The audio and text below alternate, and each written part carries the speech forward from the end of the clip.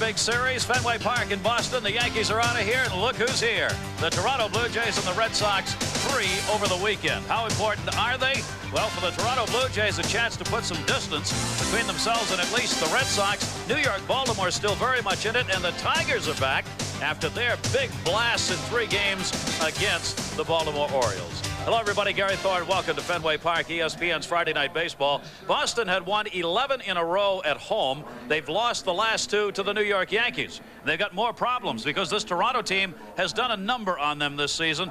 Toronto's won 6 of the 7 games, and in convincing fashion. Take a look at those numbers. Double the runs, Toronto over Boston, and almost the same as far as the ERA is concerned. Delighted to have Joe Morgan with me here on this Friday night. Joe, when Toronto's winning these kind of games against the Boston team, it's almost worth double the amount. Well, it is, and you know, this kind of upholds a theory that I have. This year, I believe that offense can beat the pitching, and that's proven to be the fact between Toronto and Boston. Boston has good pitching, but Toronto has dominated them with their offense. Joe, we're talking about an American League East here that looks like it's going to go down to the wire. How do you see it with the clubs that are in it here right now? Well, I think if Boston's going to win, I think they have to have one more big bat. They can't win it with pitching this year, as I've just said. I believe in the past you use pitching and defense down the stretch to win. I think this year you're going to have to outscore your opponents, and I think Toronto is better suited to do that at this point. Well, we'll see what Toronto does here tonight as they'll try and put some more numbers up against the Boston Red Sox. We'll be back. We've got it for you from Fenway Park, Toronto and Boston.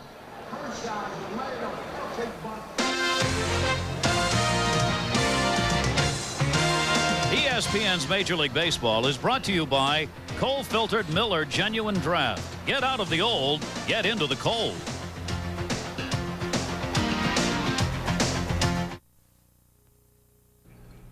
Glad to have you with us on ESPN's Friday Night Baseball. I'm Chris Myers here in the studio. We'll be updating you on all the other activity, and already in the AL West race, Texas with a 3-game difference behind the White Sox, who are playing the Royals tonight. Rangers playing at Cleveland, scoreless in the 2nd inning. Roger Pavlik to Paul Sorrento, and the solo homer, his 16th of the year, gives Cleveland a quick 1-0 lead over the Rangers. Albie Lopez pitching for the Indians. The Orioles, of course, at Yankee Stadium as part of that AL East race. Chris Hoiles has been put on the 15-day disabled list for Baltimore. We'll be updating you on that game, along with the Kansas City-Chicago game. The Royals just 2.5 games behind the White Sox in the AL West. Let's go back now to Fenway Park. Gary Thorne and Joe Morgan.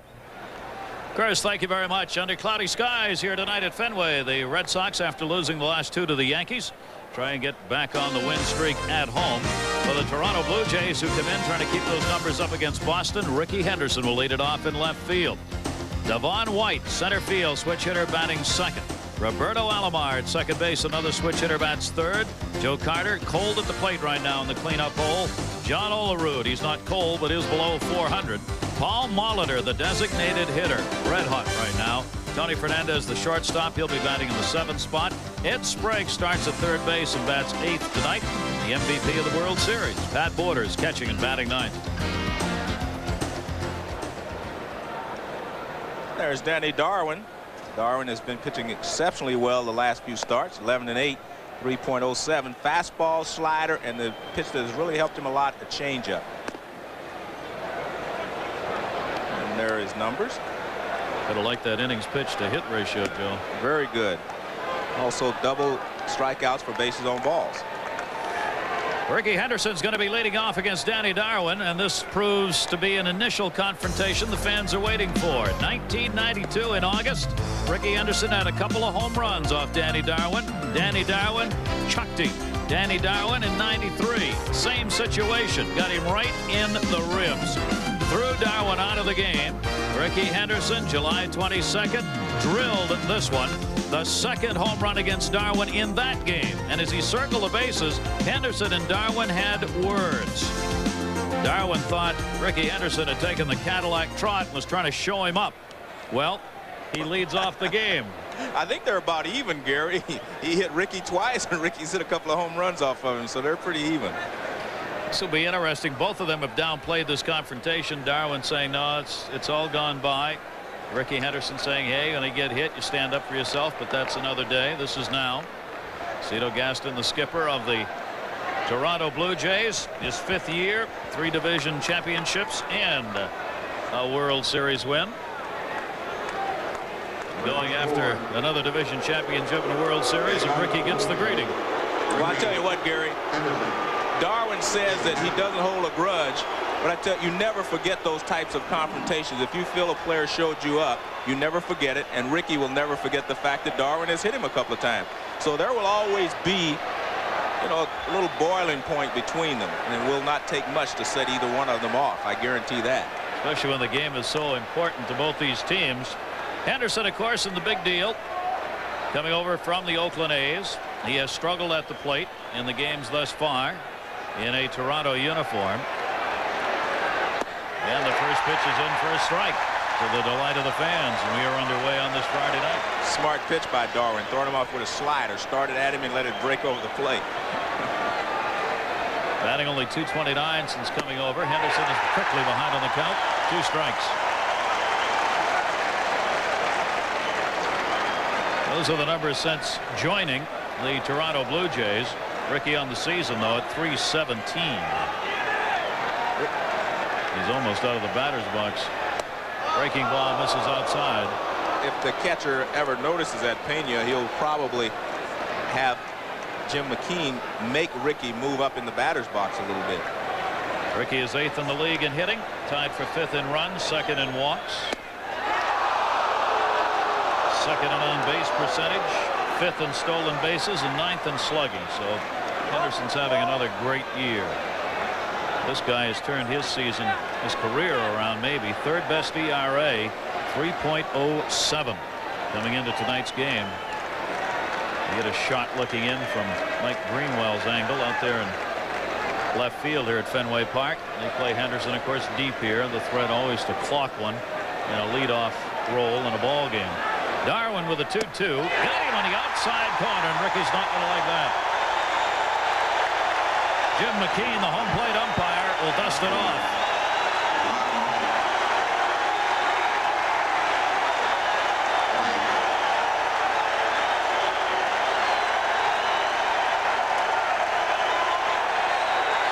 Take a look at the pitch, and I think that Ricky has an argument coming. You could see that Tony Pena grabs the pitch and kind of pulls it back toward the outside part of the plate, but that definitely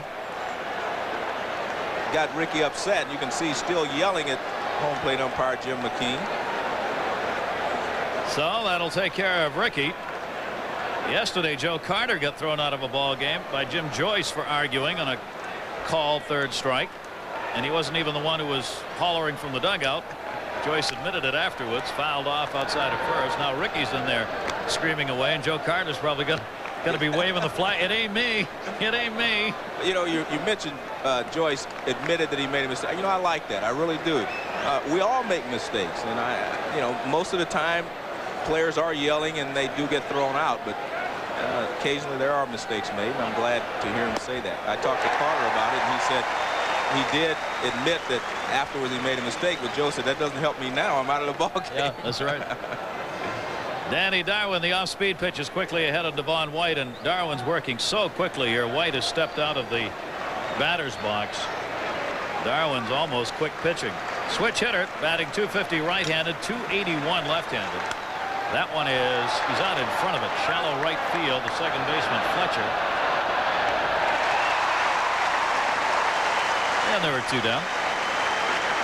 Take a look at the Boston defense. Bob Suptic's in right field, Hatcher, Greenwell in the outfield, Cooper at 3rd, Valentin is at shortstop, Fletcher, Mo Vaughn, and Pena behind the plate, and Danny Darwin on the mound.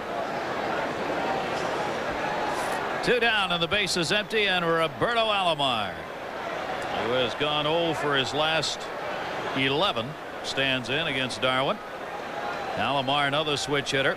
This is his strong side. .217 right-handed with .348 left-handed. 9 of his 11 home runs hit left-handed.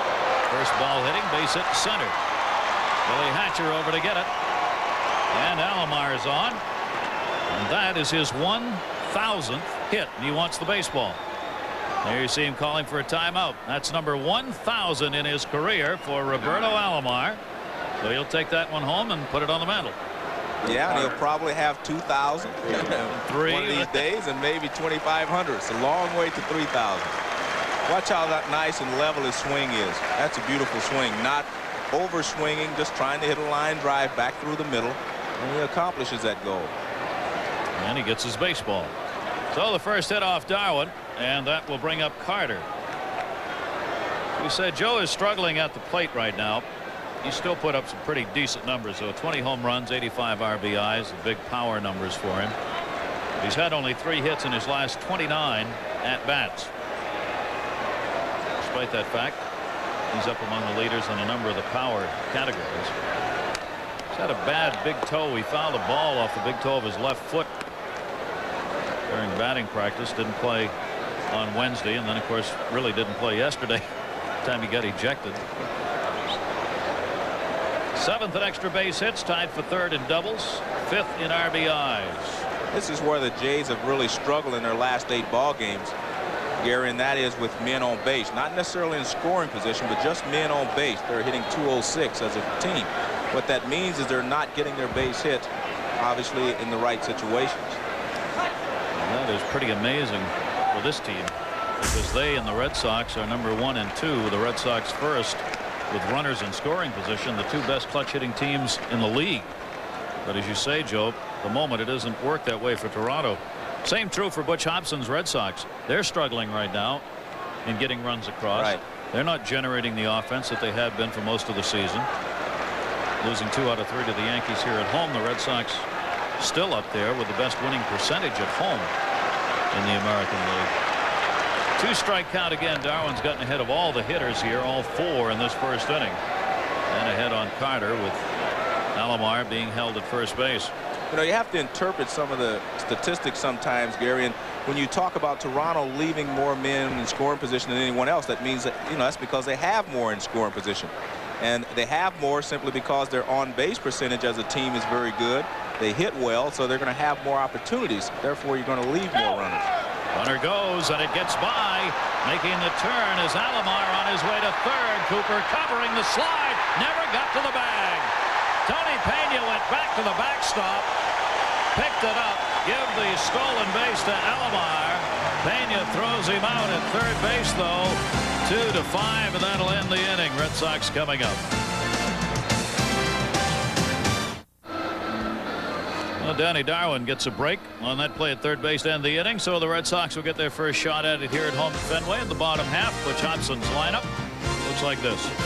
He'll have Scott Fletcher leading off at 2nd base. He's moved Mike Greenwell up in the order from 3rd to 2nd. Greenwell's hitting. So is Andre Dawson. So he's hitting 3rd, the designated hitter. Mo Vaughn, a bit of a struggle, but still on the season great numbers. Billy Hatcher moved down in the order, playing in center field. Scott Cooper up a spot, playing at 3rd base. Zupcik's getting the chance in right field tonight. He'll bat 7th. Tony Pena's been batting 9th most of the year. He'll bat 8th tonight. Valentin, who is hitting, the shortstop, moved into the number 9 spot. And there you get a look at Todd Stottlemyre. There are his numbers. Very disappointing season so far for Stottlemyre. Look at it, 139 hits and only 116 innings pitched. Strikeouts and balls, bases on balls ratio not very good. He will have to pick up his game if he's going to help them down the stretch. And a quick look at the defense. Carter in right, White in center field, Henderson in left, 2 Gold Glovers. Sprague's at 3rd, Fernandez at shortstop, Stottlemyre at 2nd base, Olerud, Borders behind the plate, and Stottlemyre. Roberto Stottlemyre was on first base with Carter at the plate and 2 down, and the play that ended the inning, he was off and running. Well, he gets a good jump. The ball gets away from Tony Pena. It's a wild pitch. He takes off for 3rd. It's technically not a wild pitch because he didn't take the extra base on the ball getting to the bench, to the backstop. But a good throw by Tony Pena retires him at 3rd. So no wild pitch, just a stolen base. Not much of a slide either. No. I think he underestimated Tony Pena's arm. He was surprised, I think, when the ball was suddenly there. 70 degrees at game time. It's raining all around Boston. Hopefully it'll hold off here at Fenway. Scott Fletcher rips it into the seats. You know, one of the great things about coming to Fenway Park is watching the hitters take batting practice, to see who tries to take advantage of the wall and to see who tries to, you know, go to right center, the biggest part of the ballpark. And it's great because Easley is their hitting instructor, and I mean, he is one of the biggest cheerleaders I've ever seen as far as the hitting instructor is concerned. Mike Easler still is, isn't he? Yeah, Easler.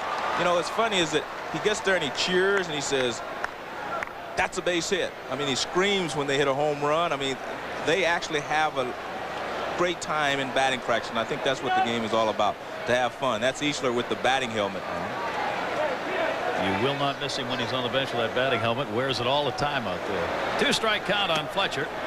Scotty takes the pitch inside. You know, I should have said it. I called him Easy, and Easily is the reason that's his nickname when he was with the Pirates, and that's what I always called him. But to be correct here on television, it's Mike Easler, but I call him Easy and Easily. You're so good at correcting like that. Well, I thought I better do that because I didn't want you to, you know.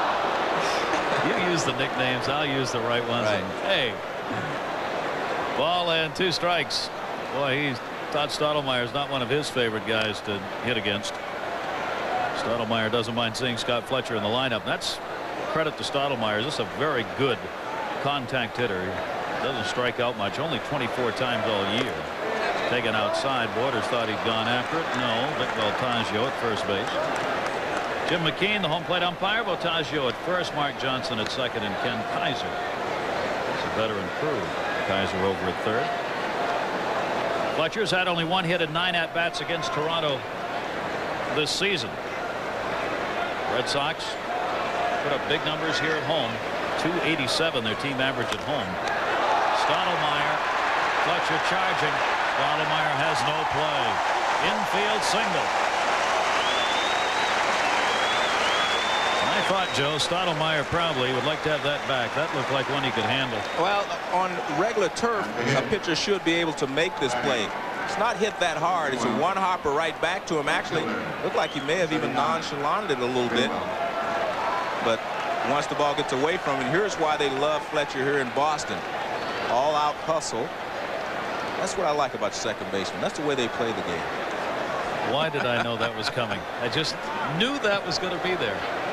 Fletcher's on at first, and here's Mike Greenwell. Greenwell now, as we said, has been moved up in the order. Butch Hobson made changes tonight from the batting order he's used most of the season. He wants to try and generate more offense here in a club that in the last 11 games has struggled at the plate.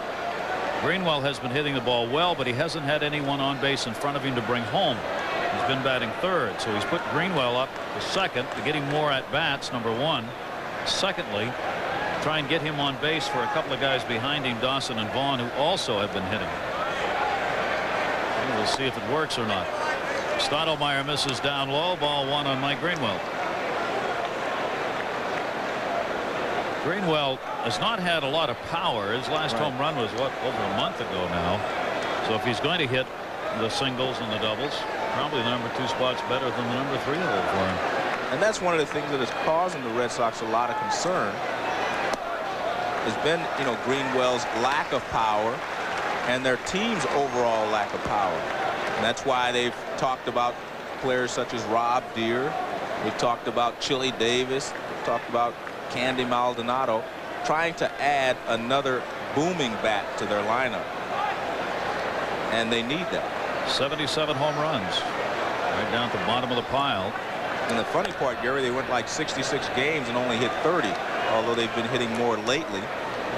48, I guess, in their last 49 games, something like that. But overall, they're not a consistent power team.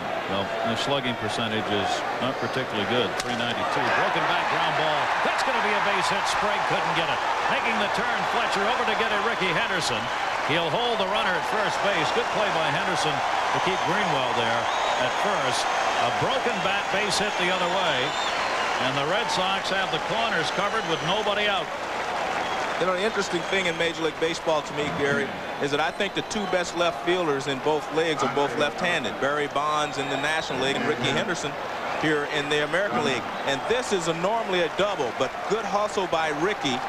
He gets over and makes the right play. He doesn't even look at third base. He comes up firing to second base, and that holds Greenwell at first base. So good play there by Ricky to keep the double play in order.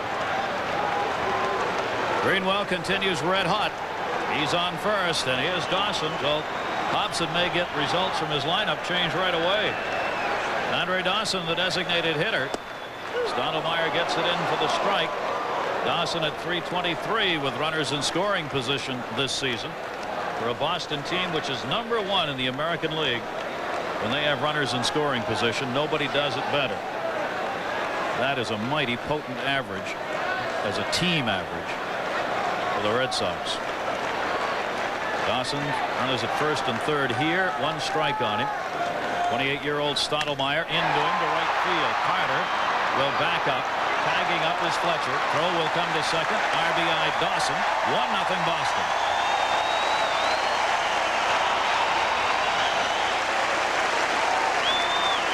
Well, Andre Dawson did the job by going the other way to stay out of the double play. And he gets the fly ball to right, puts Boston ahead. So this pitch is away, breaking ball. And Dawson just kind of serves it out to right field. And the Sox lead 1-0. And the interesting thing about the Sox in the last 11 ball games, they've only had 2 innings where they've scored 3 runs or more in 11 ball games. Well, their offense is really down over those last 11 games. They really would like to pick that up here because at home they have been an enormous power offensively. Vaughn Borders battles that one, keeps it in front of him, which was inside for a ball. Dawson credited with his 55th run batted in and his 5th sacrifice fly of the year. Now Mo Vaughn. Greenwell still on at first base, so that double play is still in order here, and Vaughn has grounded into 11 double plays this season. They gave him a lot of room on the right side between the first baseman and the second baseman. Runner goes. Pat Borders. Good throw. In fact, a great throw. Fernandez just laid the glove down, and Greenwell came right into it. And it looked like a pretty good jump by Greenwell to start, but Borders came up, got rid of the ball very quickly, and right on the money. And we mentioned all Fernandez has to do is catch the ball. See how quickly he gets rid of it, and right on the money. Fernandez catches it, tags Greenwell on the left shoulder. Pat Borders throwing out 32% of the base runners this season. Pitch is taken down low for a ball, so Borders about just a little over the major league average, which is 30% for catchers this year. Mike Greenwell doesn't steal a lot of bases, caught for the second time. He only has 2 stolen bases. That's why that was surprising to me. They had the big hole on the right side for Mo Vaughn, and Vaughn has been, swinging the bat pretty well. And you take a chance with a guy like Greenwell who doesn't run well. Well, there are 2 down, and there's what happens. Yeah, right in the hole. Vaughn is on with the single. The Red Sox now have 3 hits in this inning. 3 of the 4 batters have singles, but there's only 1 run in, there's only 1 on, and there are 2 down. They're pitching Vaughn in. That's down and in, and he just pulls it in the hole. Really didn't matter because Greenwell was not at first to have the first baseman hold him on, but on that play, he probably would have been able to go to third base. That will bring up Billy Hatcher. Hatcher had been hitting in the number 2 spot for most of this season. Tonight he gets moved down. He had started this homestand with an 0 for 11 against the Yankees. Took it up to 0 for 14 before he got a single against them in game 1. His bat's cooled off a bit, even though he's still batting .305 on the season. Hatcher's moved from the number 2 spot down to number 5 now. Vaughn, obviously not a base stealer. I say obviously. He's picked up 4 stolen bases, and a box call. A balk call by the second base umpire, Mark Johnson. And down goes Vaughn to second base. Let's take a look and see if we can pick up what happens here. I think I need to see that again. The second base umpire made the call. Mark Johnson, or is that Kaiser? Kaiser's out at second base. Ken. Okay. I gave you the wrong lineup there. And Stottlemyre is trying to ask what happened. He said all I did was turn and throw. Well, the umpire is saying he actually threw before he stepped. You have to step towards where you're throwing. And he kind of threw while his feet were making the adjustment. See if it's going to burn him here. Hatcher now with an RBI chance with Vaughn moved down to second base. These are the kind of situations the Red Sox have been able to take advantage of all season. Hatcher batting .318 here at Fenway this year. This has been a pleasant home for him. And .380 with runners in scoring position. That's another reason Billy Hatcher's been moved down from the number 2 spot to number 5 to try and give him more chances with runners on, because he has hit better with people on base than he has when the bases have been empty. 1-2 delivery, and he's gone. I think that was a called third strike.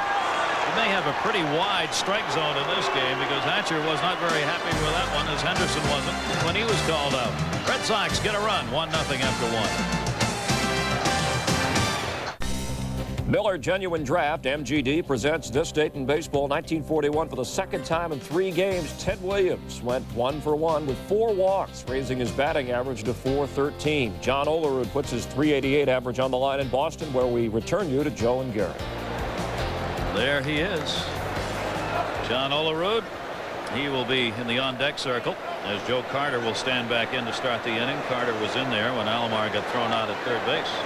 First inning has been the best for the Red Sox offensively all season, and they score another one in the first inning here. Take the 1-0 lead. Carter gets to start his at bat all over again. 2 home runs off Danny Darwin for Carter in his career, and 13 for 32. The starting lineup of Toronto has a lifetime .328 average against Darwin. Carter was trying to add to it as he hit the facade up there, the upper deck. Joe, we were talking about that before the game. Yes. Carter pulling a lot of foul balls. Well, he stands, deep in the box, and he doesn't shift his weight forward very much, and he uses his hand. So the angle of his bat on inside pitches will always take the ball foul, because it's in foul territory when he swings at it. And you were suggesting maybe the way to get rid of that is to move up in the box. Yes, move up, not a lot, 2 inches, 3 inches. He gets through that strike zone in a hurry. Right. And when he's back that far, he will pull him foul. Good fastball by Darwin. Danny Darwin's got 2 strikeouts here. Carter retired in the second. And I think if you watch Olerud, his bat will be level in front of the plate, and that helps keep the ball fair as compared to Carter. Now, he doesn't have a lot of margin for error, I guess would be the difference. Olerud has a lot of margin for error because his bat is level through the hitting zone for a lot longer period of time. The league's leading hitter down to .388. That sounds funny to say, huh? Yes. Leads in doubles with 42, third in RBIs, fourth in walks, leads in hits, first in on base, first in slugging. What a season for John Olerud. And I want to show you the difference. You had a look at Olerud. He stands deep in the box also, but he's 6'5", so he just about has to stand deep in the batter's box. But watch when he shifts his weight forward, and that brings his bat level through the zone, and it will be in front of the plate in fair territory. Missed outside. Darwin, 2 ball 1 strike count. Saw Roberto Alomar get his 1,000th hit. Olerud's next will be his 500th hit. A couple of milestones that may be reached here tonight. Let's take a look at Olerud's swing. Now watch where his bat is when he gets to the bat. See how he slides forward with his weight? See how it's level in front of the plate? That's what I was trying to express. That level in front of the plate, and that ball, if he'd hit it, it would have stayed fair. Whereas Carter does not go forward. He stays back, so the angle of his bat from deep in the batter's box is going to be in the foul territory. 2-2 right off the fist by Darwin. Count remains 2 balls 2 strikes. And that's not a criticism of Carter. That's just the way that he hits. I mean, how are you going to criticize a guy that drives in 100 runs every year? So he does what he's supposed to do. Olerud is just a different type of a hitter. Olerud piling up extra base hits, the 42 doubles, 2 triples, and 20 home runs this year. And there's that great stroke over the head of Fletcher. He's on again. There's number 500. Take that baseball out of the game, too. So John Olerud picks up a single with 1 down here in the second inning. Well, they're 500. They're not taking the ball out. But let's take a look at its balance. See, look, that's a beautiful swing. That's a good 2-strike swing. But someone said to hit 400, you have to be a good hitter and have a lot of luck. that was luck there. I mean, you may say it wasn't, but there was a lot of luck involved there. An inch lower and that ball would have been caught, maybe a couple of inches lower, and Fletcher would have been able to catch that ball. Or if you have a standard size second baseman. Standard size. Standard size. Yeah, a little taller than Fletcher and myself. We were undersized second baseman. Oh, but you could move around that bag, you guys. You know that I didn't say normal now. I didn't say that. We are normal. That's We're right. just undersized. That's right. Paul Molitor's got a 9-game hit streak. Runner on at first base against Darwin. Breaking ball and a good one. Darwin swung around towards third base to deliver that curveball off speed. See what Molitor has done during the hit streak that he has been in. Talking with Molitor before the game, he feels a much higher comfort level now with the Toronto Blue Jays after 15 years with the Milwaukee Brewers. I've got to believe it's going to take a little while to make that kind of adjustment. He has done it.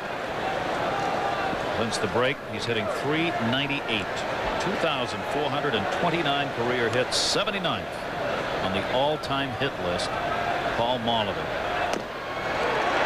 Darwin with that sneaky fastball on the outside corner, strike 2. There are a lot of people, including the Toronto Blue Jays, I mean, Joe Carter and Cito Gaston have said, you know, that Paul Molitor is going to make the Hall of Fame, and he's a Hall of Famer. Carter's expression was, I've got a Hall of Famer in front of me and a great hitter hitting behind me. He's got guys all around him in this lineup. Drilled hard to third. Scott Cooper has trouble. Goes to Fletcher. Relay Fletcher to first. Vaughn picks it up, but not in time. Little bobble at third by Cooper. May have cost him the chance for the double play. Molitor still gets down the line pretty good. Yeah, Molitor got down the line well, but again, there was not a cleanly executed double play. The ball is hit hard enough for a double play. You see the little bobble there and a little hesitation even at second base by Fletcher. The throw from Cooper handcuffed him just a little bit. It was below the knees.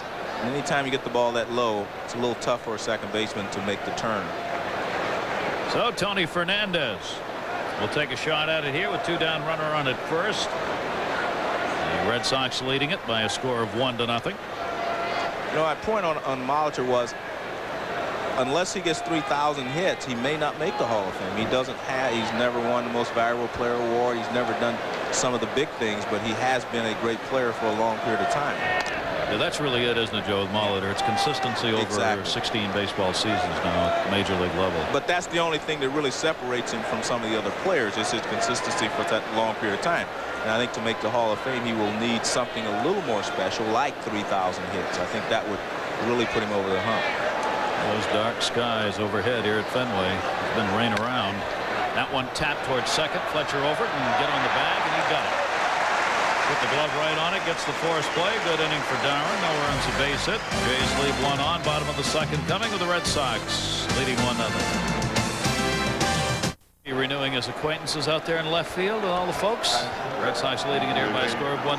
First half of our Friday night doubleheader in ESPN. Gary Thorne and Joe Morgan. Our second half, we'll take you to Seattle, where the Angels take on the Mariners. You'll see Junior, 33 home runs right now and 82 RBIs. He is tied with Gonzalez in homers, 1 ahead of Bell. Home run lead. Pitch is taken up high. I tell people that I taught him how to hit, but I also taught another kid there, Eduardo Perez, playing third base for the Angels. I used to teach him how to hit. You do know how to hit, don't you? Well, they were like 7 years old when I was teaching them. Well, that's the time to do it. Yeah, they were both in the Reds clubhouse all the time hitting baseballs, and now they're both, well, Griffey Jr. is already a star, and everyone thinks that Perez will become one. I won't mention the fact you were playing with their fathers then. Well, yeah. 1-1 delivered to Scott Cooper. Look out, he cleans out his own dugout. Mo Vaughn, that's the fastest he's moved in God knows how many years right there, boy. He came flying out of there. I mean, that's the best dive he's made on an attempted steal in 5 years. Mo. Well, you scatter quickly in the dugout. The first thing you learn about baseball is that a batted ball does hurt. Mo's going to stand up and watch now. He can move quicker from that position. Scott Cooper, 1 hit in his last 15 at-bats. I asked Cooper today, there's been a lot of rumors about a bad back he had for 1 game might continue to bother him since the average has gone down. He said, there is nothing wrong with my back. I had one game in Detroit where it didn't feel very good, and I asked Butch to let me try and play. I went in, I couldn't. And since then, the back has felt absolutely fine. I've never had a problem with it before. I said, Coop, you got to explain that 167 August average. He said, I got and am real tired. I was going to say that's probably what it is. Off the fist, Stottlemyre. Oh, misplays it. Roberto Alomar. Not a Gold Glove play. Actually, that one was hit too easy. I think on the way out there, Alomar decided he would take his eyes off the ball, but it's hit right to him. Just an unusual play, like you say, for a Gold Glover. 2 consecutive Gold Gloves for that man, Roberto Alomar. You won't want to look at that one again. No, you're right. So the error puts the leadoff man Cooper on against Stottlemyre, and Bob Zupzik, the right fielder, stands in and see if the Red Sox take advantage of this break. Overhand breaking ball by Stottlemyre. You know, the one thing you can't do with Stottlemyre on the mound is put extra men on base. We showed you the statistic where he's given up a lot more hits than innings pitched. If you make errors behind him, you're going to have a lot of problems. And that's uncharacteristic of the Blue Jays, except through stretches. And with a strike in the outside corner, quickly ahead 0-2. The Blue Jays basically have a pretty sound defensive ball club, and especially in the outfield. But what happened even in Texas a couple of weeks ago, they had a real poor series. I guess they go through spells where they have 3 games where they play poorly. Stottlemyre got it in right off the end of the bat. Shortstop Fernandez puts that one away. Zupzik is retired, 1 down. The Red Sox, despite some very good numbers for most of this season, the last 11 have struggled. That batting average, 208, nowhere near their team batting average on the season. And their runs per game, you're not going to win ball games at 2.27, even though the ERA of 3.6 is very good. That's what I'm going to say. This 3.60 is really overshadowed by the fact that they haven't been scoring a lot of runs. 3 runs or less in 8 of the last 11 games. Yet they are very much in the race. Tony Pena. Stottlemyre knew he had time. Pena's not fast. Cooper goes down to second. I'm sure they're not going to give him any sacrifice on that. Are you sure? I hope not. Right. But he was bunting for the base hit. I've seen it happen a couple of times this year in a similar situation. The hitter bunts for a base hit. And since he moves the runner up, it's a sacrifice. But in this case, you're right. And I'm glad you're correct. Well, that's the first time in a long time, I'll tell you right now, on anything. Well, I'm glad you're correct on that, because he was definitely not sacrificing. Cooper goes to second. Pena's retired. Just an out. And now John Valentin. Valentin batting in the number 9 spot has been moved down in the order, but that is not a negative move as far as Hobson's concerned. John Valentin has hit safely in the last 5 games, 7 for his last 15. Hobson views the number 9 spot right now as a chance to get a second kind of leadoff man in the order at the bottom. He wants to give Valentin a chance to drive in some runs, hoping to get some people on. Tony Pena's been hitting so poorly, below 200 all year. He's ended up being the 3rd out in a lot of innings in the 9 hole. So Hobson thought if he could move Pena up a spot and get Valentin in the 9 spot, it might result in some more runs. We'll see. Well, it makes a lot of sense, all the things that you've said, but I don't think it works that way, because you can't hide Tony Pena in the lineup. That's the point. But I don't think, I'm sure Valentin is not saying, well, I'm doing so well, they want to demote me. Yeah. That one to short. Fernandez. Over to John Olerud, and that will do it. Valentin retired. The Red Sox, they get one on leading off the inning in the era, but can't move him around, leaving one. Still have the lead.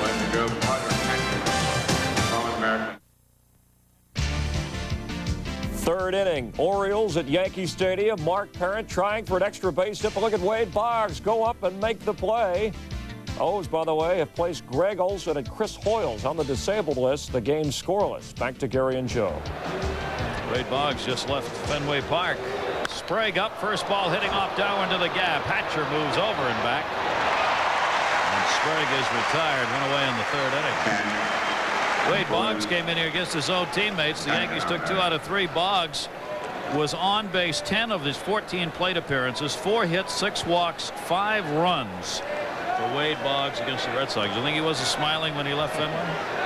Well, Boggs is doing a good job of getting on base in front of Mattingly and Tartabull and Deion James and Williams. All of them are playing very well over there right now. The Yankees took 2 out of 3 without hitting a home run, and they are leading the American League in homers. Pat Borders, number 9 hitter against Darwin. Borders has had only a couple of hits in his last 20 at-bats. There are a number of folks in this lineup, Henderson, Alomar, Carter, Sprague, Borders, who are struggling at the plate right now. They've been able to hang on to that lead with everybody else in chase. Danny Darwin has won his last 2 starts, 6-1 in his last 9 starts. This one's towards the gap. Zupsic over to cut it off, and Borders is on with a 1-out single here in the 3rd inning. Ricky Henderson coming up as we remind you tomorrow here on ESPN. National Football League action. Like Patrick Joe Theismann, the defending Super Bowl champion Dallas Cowboys, take on the Los Angeles Raiders tomorrow at 8 o'clock Eastern, 5 Pacific. Last season, receiving yards, you're going to see Irwin of Dallas, 1396, second. Behind Sharp with Rice and Reese right behind him. That's tomorrow at 8:05 Pacific. Ricky Henderson, who was called out on strikes his first time up. He has a matter to settle at the plate now against Darwin, who got ahead on him early. Borders not a speedy base runner on at first. Henderson takes the strike. Occasionally, Gary, a good hitter, if you strike him out the first time up, it really gets his adrenaline flowing, and he will really play better the rest of the way. It's one of those, sometimes you're better off letting sleeping dogs lie. Although you do not want him to get a hit, you may not want to strike him out. Just let him make an out. And now that like Darwin would like to get the ground ball for the double play here if he could, but as you might imagine, Ricky, with that great speed he has, not the easiest guy in the world to turn the double play on. Ricky Henderson this season has hit into 8 ground ball double plays. Darwin, like Stottlemyre, is a fly ball pitcher. He's keeping that ball strike ratio up there. Way outside with the fastball. A lot of people may have noticed that Ricky Henderson has his customary number 24 back. Turner Ward was wearing 24 when he first went to Toronto, and Ricky was wearing 14. We finally talked Turner Ward into letting him have it, and I asked Turner why, and Turner said, well, he couldn't hit with number 14 and we needed him, so I gave him 24. And looking at the batting average, Turner was probably correct. Ricky will do anything to get that uniform number 1. Yeah, it's probably what happened. Including a 3 for 24. Yeah. 1 ball, 1 strike on him, 1 down. Red Sox up 1-0 here in the 3rd. First of a 3-game set. Toronto and Boston. Toronto's on the road now. They've got 3 here. Then they will go to Cleveland, where they will play 3. Toronto's 28-25 on the road. I was looking today just to see what kind of road record this team had, because it just seemed as though they always play so well. Joe, I couldn't believe when I found they have had a winning road record for 8 consecutive years. I mean, that's unbelievable. It is unbelievable. There aren't many teams that pick up wins on the road above 500 in any given season, and to do it for 8 consecutive years is truly an accomplishment. And obviously the personnel has changed enormously over that period of time. But Toronto, they've had 10 years where they've played better than 500 baseball, in fact much better.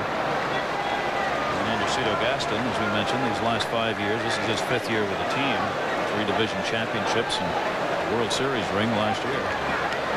2-1 count. Waters at first. Ricky takes the pitch up high, scooching down to shrink the strike zone. 3 balls and 1 strike. Gary, that type of statistic is one that I find very meaningful when you talk about a team's play on the road, and because there has to be some reason for that. And I don't. Maybe management.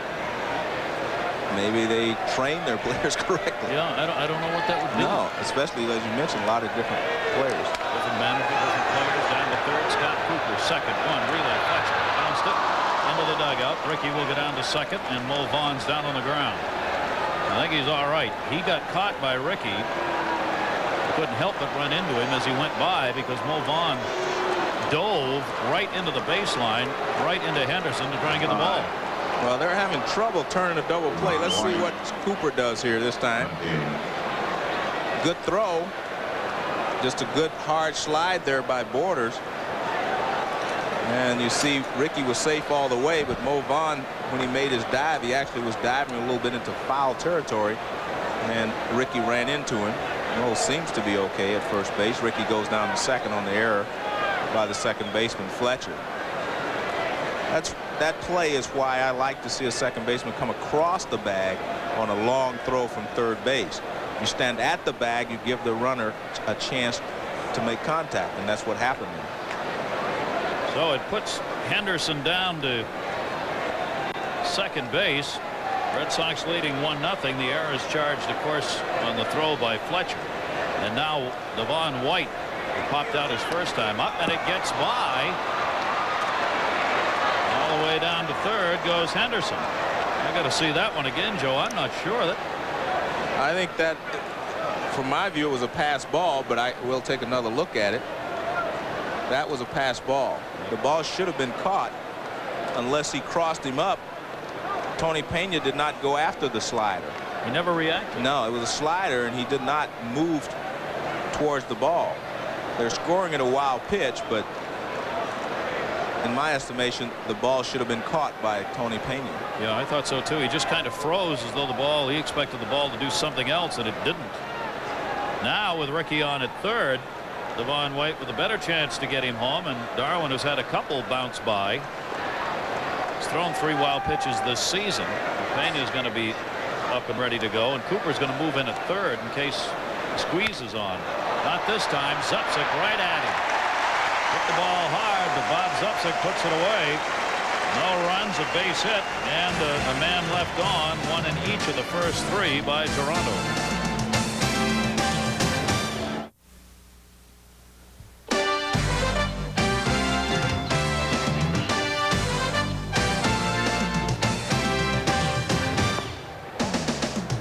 Park in Boston. Great to have you with us on this Friday night, first half of our doubleheader here on ESPN. Gary Thorne and Joe Morgan.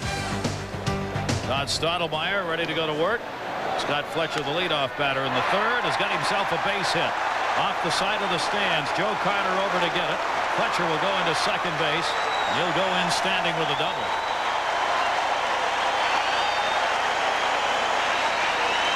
'20th double of the season for Scott Fletcher. He is now 2 for 2 with a single and a double. Actually, this pitch is in. Watch, it runs in on Fletcher, and he just swings at it late. But the thing that he did so well there was he kept the bat level. Usually you'll get a pop-up when you get jammed there, but he kept the bat level and kept the barrel above the ball. Good hitting by that second baseman.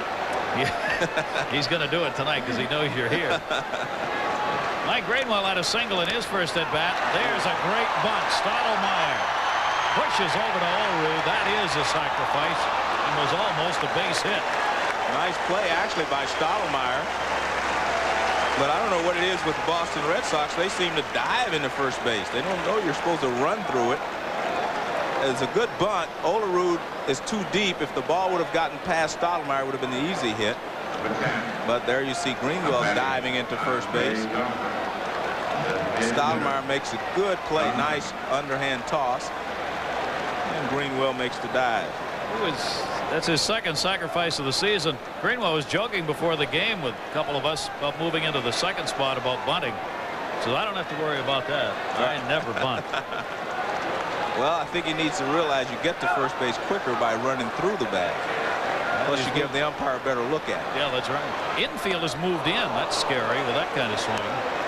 Andre Dawson has had the RBI in this game in a sacrifice fly.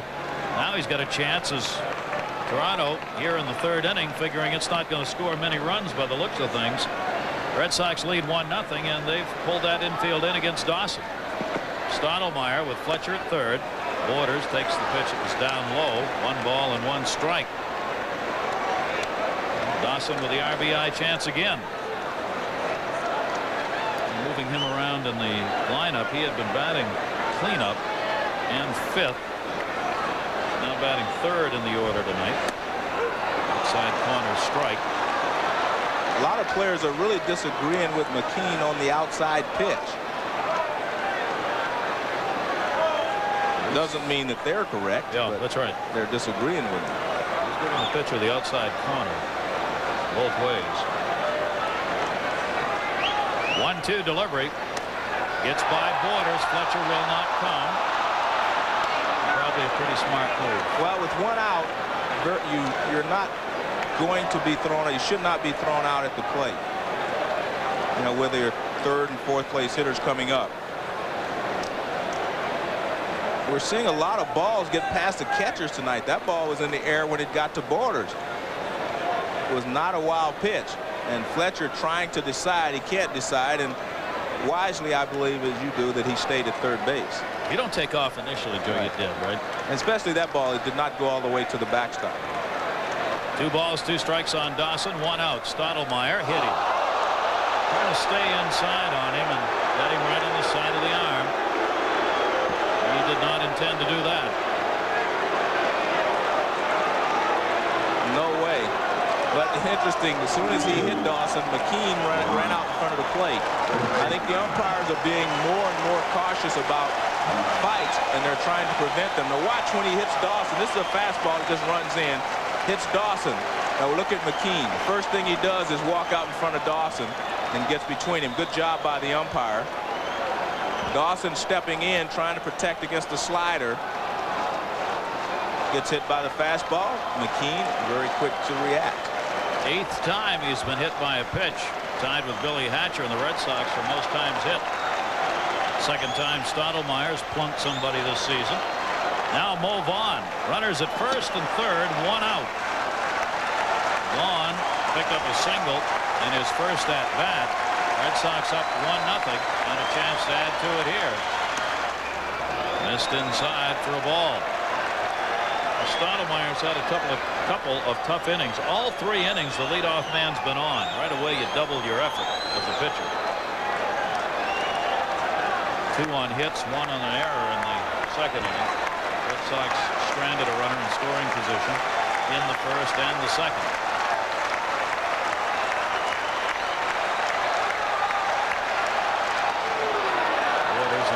Inside. Stottlemyre clearly trying to keep it out of the heavy hit zone of Vaughn, staying in the inside part of the plate, missing both times. 2-0.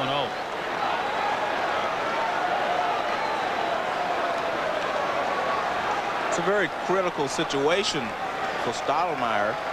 As we mentioned, the Red Sox have not been able to have big innings lately, and there's a potential for a big inning here. Vaughn ahead on the count, 3-0.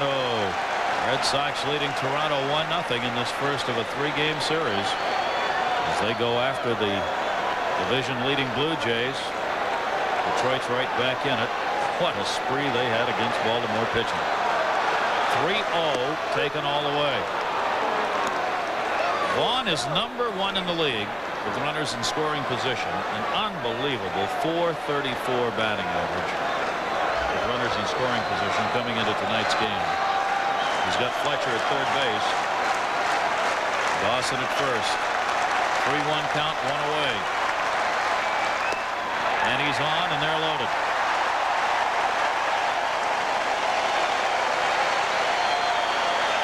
The reason I say there's a potential for a big inning is because he was behind Mo Vaughn. But as a pitcher, what you want to do is hold your damage to a minimum. You had runners at 1st and 3rd. Truthfully, a fly ball there wouldn't have been the worst thing that could have happened to you if you're the Toronto Blue Jays.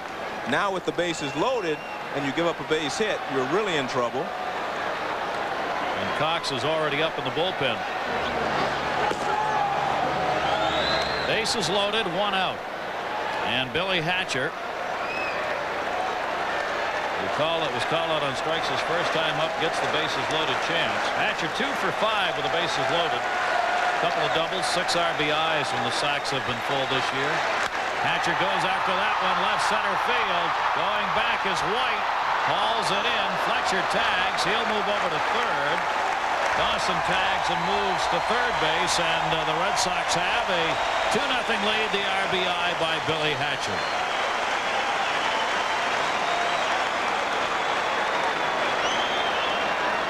As Joe said, that's not the worst thing that could happen to Stottlemyre. Again, if you can get out of this inning with only one more run to the Boston total, you're okay. 52 RBIs this season for Hatcher now. Fletcher scores the second run, both Red Sox runs on sac flies. Now Scott Cooper, who reached on an error, runners at first and third. Oh, stung, but a lot of room out there in center field at Fenway. 379 in that left center field alley and 420 in the well. Right in the center of your screen right now by the bleachers. Where the bullpens and the wall meet. Hatcher did a good rip. Mike Easler helping him out. Fouled off. Sandoval Bumber at first base. That's 1 ball, 1 strike. Good job by Easler. He's telling Hatcher, you did your job. You kept the ball out. You know, hit it into the outfield. You got the runner home from third. You would like to have gotten a single, but the last thing you wanted to do was hit a ground ball. So you accomplished most of your mission, and that was to get the runner in from third with less than 2 outs. Dawson on the base runners. Now there are 2 down, though.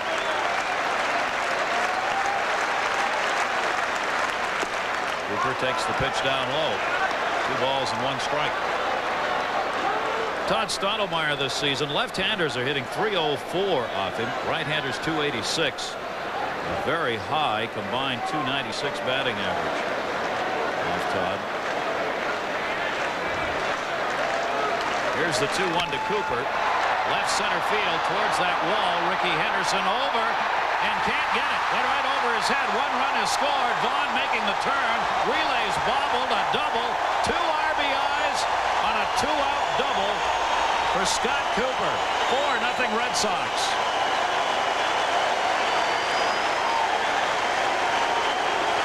Joe, I thought Ricky had a chance on that ball.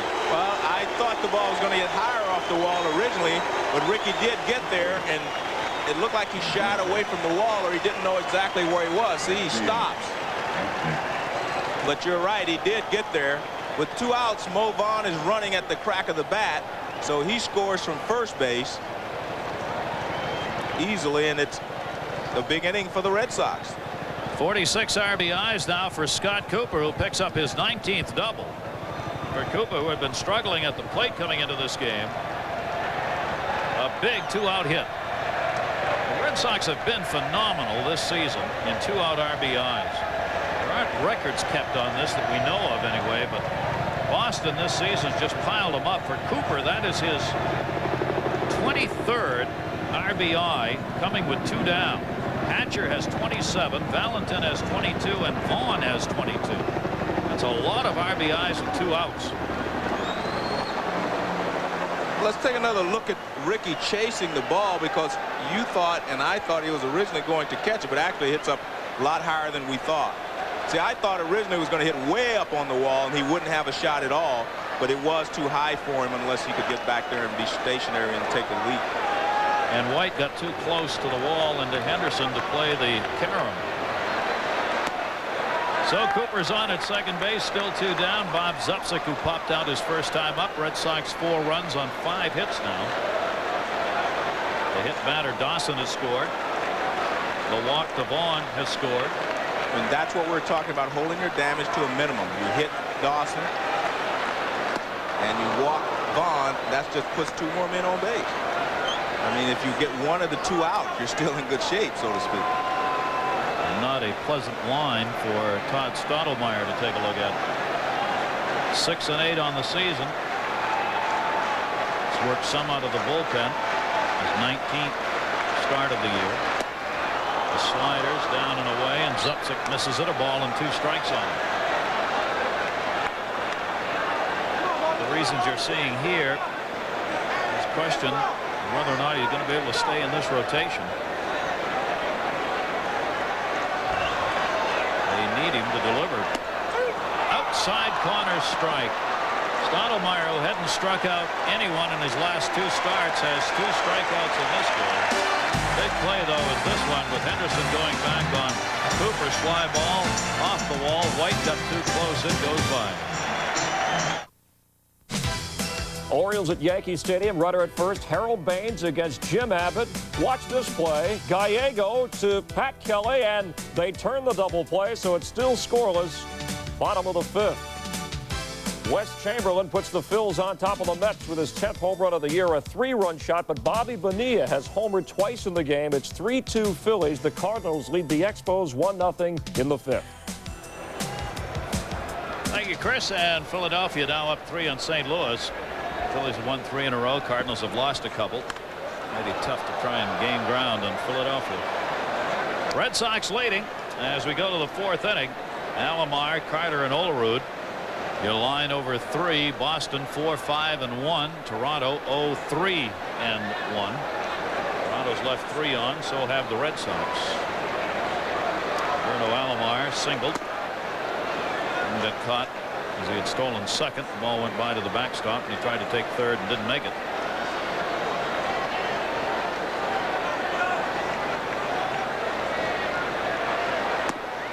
Alomar takes it high, putting up some more enormous numbers among the offensive leaders in all kinds of categories this season. He's 8th in batting average, 8th in runs, 5th in hits, and tied for 3rd in stolen bases in the league right now. Kenny Lofton's on top with 47th, and Curtis, then Alomar. Alomar tied with Luis Polonia, 37 stolen bases. 2-1 delivery to him. Darwin took a little off it, missed up high, 3 balls and 1 strike. The danger for Darwin is, you know, to have a 4-run lead, which he hasn't had for a while, and to feel comfortable out there with it.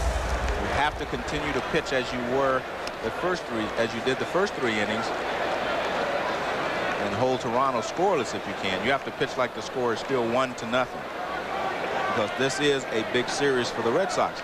And really, if you're Toronto, the last thing you wanted to do is come in here and fall behind Boston, because they had lost 2 in a row, had not been playing well. You need to jump on them right away if you're Toronto.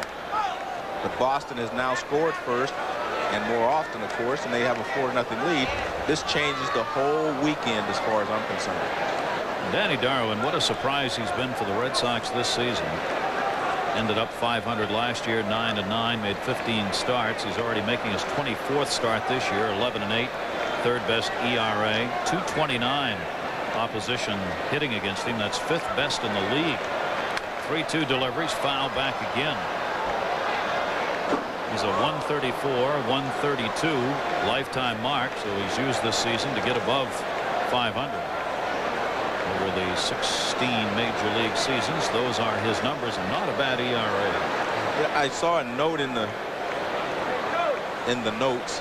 It said Darwin has 18 straight starts where he's gone 5 innings or more, and he's 11-4 during that stretch. Center field, Hatcher charging, and we'll have to pull up on that one.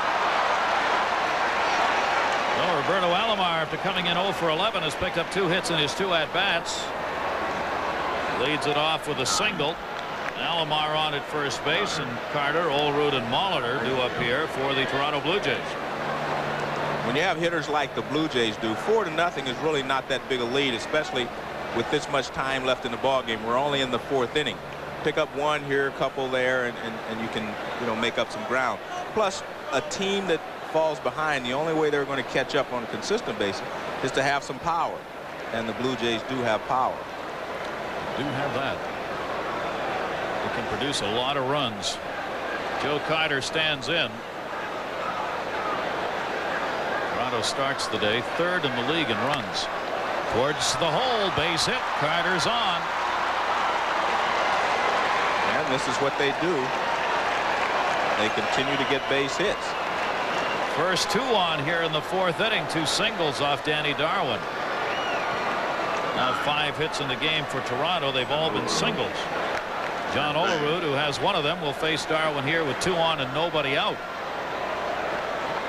It's ironic these 2 teams are so close in the standings. If you look at the offensive numbers, Joe, with Toronto third in runs. The Red Sox are next to last in runs in the American League, but the Red Sox pitching far and away better than anyone else in the American League. So they've relied on pitching. Boston has, while Toronto has relied on their offense.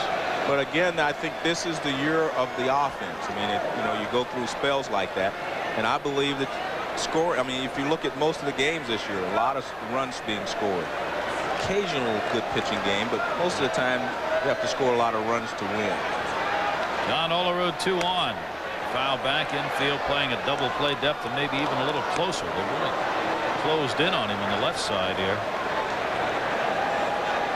Outfield plays Olerud straight away. He'll use the entire field to pick up his base hits.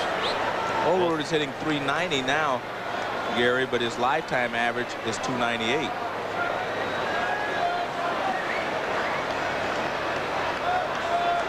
Not a big lead at second for Stottlemyre. Carter off first. 1 strike delivery. Great pitch. Darwin jammed him right on the fist. 2 strikes. That was a good hard slider on the inside part of the plate, and then off. See, it starts on the inside part. Well, that's a good fastball. It looked like a slider. Had so much movement on it, but it was a fastball. Olerud has struck out 45 times, but has drawn 80 walks. A little more inside by Darwin that time. 1 ball, 2 strikes. And I feel that there's not a lot of pressure on Olerud to try to hit 400 because he's never hit 300 before. So anything he does, he's going to be happy with. See, contrast that with George Brett and Rod Carew when they were chasing 400. A lot of pressure on those guys because they had already accomplished just about everything else that they could accomplish. They had already hit over 300, been most valuable players. So what they wanted to do was something special. So that puts a little more pressure on you. 1-2 the count. Valentin, the shortstop, jockeying at second. Olerud fights it off. Count remains 1-2. Do you think someone will hit 400 in this day and age? The way the game is played now, I do not think so. Simply because Darwin is throwing very well tonight. But if he falters at all, he's going to be gone. So then you're facing another pitcher or maybe even 2 more the rest of the evening. I think to hit 400, you have to be able to get 3 or 4 at bats against the same pitcher. If you do that, you're usually going to get at least 1 hit. But when you change pitchers so often as they do in today's game, it's very difficult to get any kind of a rhythm. And Ted Williams, of all the hitters, relied on what you were talking about, Joe. Williams used to say, I want to take as many pitches first at bat and see all the repertoire. 400 clubs since 22, and there's Williams, the last one to do it. Look at Sisler, 420. But the highest average recorded anyway was Roger Hornsby. He hit 424, and he was a right-handed hitter. But it's very difficult, and I think Ted Williams obviously, and Olerud is similar in that he used to take a lot of pitches, and he does take more pitches than an aggressive hitter. And Ted Williams took a lot of pitches. He got a chance to see the pitchers, and he knew what to expect at all times. Plus, you saw the graphic where he went 3 games in a row where he went 1 for 1. Typical kind of a Ted Williams week almost. Never swung at a pitch that wasn't in the strike zone, if you ask him. 1-2 off the fists again. Good battle here between Darwin and John Olerud, who's just not going to give in. But Williams always felt, Joe, once he'd seen the pitcher once and saw the repertoire, it was his pitcher. Right, and I agree. I mean, not that it would be my pitcher, but it was Ted Williams' pitcher, yeah. I remember my first year in the minor league baseball, Billy Goodman, who had played with Ted Williams and really learned a lot, he said, from Ted Williams. My first at bat, I went up and I swung at a pitch at a fly ball at center field. I came back, he said, now what does he have? He said, don't do that again. Take some pitches and see what he had. And that's one of the reasons you saw over my career I took a lot of pitches because of what Billy Goodman had told me, and it worked. Point. 1-2 misses inside. Well, the game today has got to drive you crazy. It does. Boy, I agree. We see guys swinging at first balls after a pitcher's thrown 2 pitches to the 2 previous batters, and there are 2 outs. The third guy will stand in and go after a pitch that is a maybe pitch. That's not even a good hitter's pitch. And that's the point. You see Molitor's on deck. But I think that's the biggest problem when I see hitters with bases loaded swing at the first pitch. That's not a good pitch to hit. I think that's more disturbing than anything else. John Olerud, long at bat for him. Alomar is at second. Carter's at first. Red Sox lead 4-0. Nobody out here. 2-2 count. And Olerud is making Darwin earn it. Darwin is 6-1 at home, 5-7 on the road, but his ERA is better on the road than at home. He's given up some home runs on the road, 13 of them that have cost him. That one is a base hit down the line. What an at-bat for John Olerud. Alomar makes the turn. He'll score. Over to third goes Carter. He'll stop there, and Toronto's on. John Olerud 2 for 2, an RBI as he picks up the double, and it's 4-1. Gary, another thing I should have pointed out in that at-bat is it works the same way in an at-bat. The more pitches you see in that at-bat, the better you're able to gauge the pitcher. If you can fight off a lot of pitches, you're usually going to hit a ball pretty hard if you're a good hitter. And Olerud, obviously a good hitter, lines this over the head of Movan. Didn't hit it, just perfect, but he had such a good swing that he hit a line drive. Here's Ted Williams on the left. The comparison there would be that neither one of them has a lot of wasted movement, a stride and a swing, not a lot of head movement, body movement, or bat movement. Very little wasted motion between them. A new record for the Toronto Blue Jays, 43 doubles in a season. John Olerud has just hit his 43rd, and that sets a new Toronto record. And it drives in a run. John Olerud now has 89 RBIs. He's 4th in the league in runs batted in. And Paul Molitor's got 2 in scoring position. A dangerous spot right here for Danny Darwin, as the Blue Jays are threatening in a hurry to get back in this game. 4-1 now. They have picked up 6 hits off Darwin. The double by Olerud is the first extra base hit that they've had in the game. Gary, I may be the only guy that thinks this way, but I believe that Molitor's job here is to hit the ball to the right side. Get that run in. He will not only get the run in, but he will move Olerud over to third with less than 2 outs, so that you can score 2 runs here without getting a base hit. But if he pulls the ball, then maybe the runner from third will score, Carter, but Olerud would have to remain at second, where it would take a base hit to get him in. So you can score 2 runs here without a base hit if you execute properly. If you use your outs, you get the most out of your outs. All right, let's see what Molitor does with this. He's batting .408 with runners in scoring position this year. 2-0 pitch to him. Fouls that one back.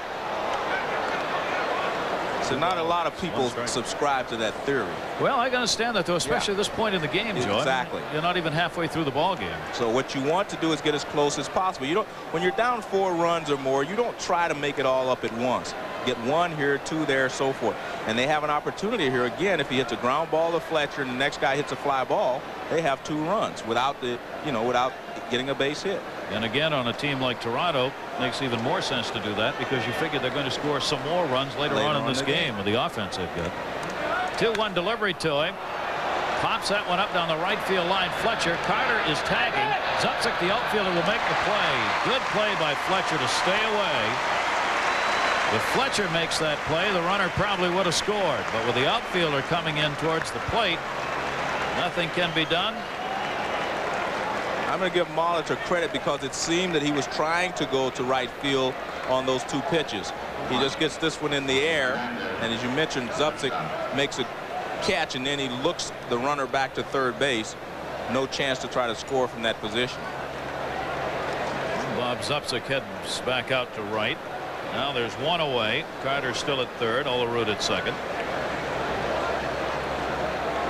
And the RBI chance goes to Tony Fernandez. Fernandez really putting up some numbers since returning to the Toronto Blue Jays. As he had been with the New York Mets. Part of everything was falling apart there. He was hitting .225 with the Mets, batting .310 with Toronto. 1 down, 2 on. Drills it into the upper deck foul, way out in front of that one. Unusual swing there for Fernandez. He is not strictly a pull hitter and a guy that really turns on the ball, but he really turned on that fastball. It's a fastball and he really turns on it. He'll actually use his hands more than anything else, but he just pulls it foul.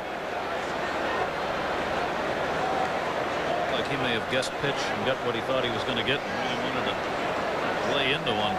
Trying to tie the score. Yeah. Danny Darwin checking the runners. Down low, Tony Pena makes the stop on it. 1 ball, 1 strike. Darwin averaging only 6 hits per 9 innings this season. 3.5 strikeouts and only 1.5 walks per 9 innings. The Blue Jays already have picked up 6 hits in this game. He hasn't walked anybody and has struck out a couple. 3 of those hits, though, this inning resulted in 1 run. Darwin backs off. The Blue Jays' chances in this ball game hinge a lot on what Tony Fernandez does here. He does not have to get a base hit, but he does have to get the runner in from third. Fernandez from his strong side, batting left, swings right through that one. Now tipped it into the mid of Pena. 1 ball, 2 strikes. Left-handers against Darwin last year hit .281. This year they're hitting .222. I asked Rich Gale how come, and as Joe mentioned earlier, it's because of that changeup pitch. That's what's made the difference for him. Anytime you can keep a left-handed hitter off balance if you're a right-handed pitcher, by using the changeup, it makes your fastball inside twice as effective. And we've seen Darwin pitch inside very well against some of these left-handed hitters. But if you do not set it up with something off speed, they will sit on the ball inside and you can't get in there. He's held them down. Left-handers 222, right-handers 238. But he has given up 19 home runs, 10th most in the league. 1-2 the count, 1 away. Fernandez, and gonna double it up. Cooper diving, double play.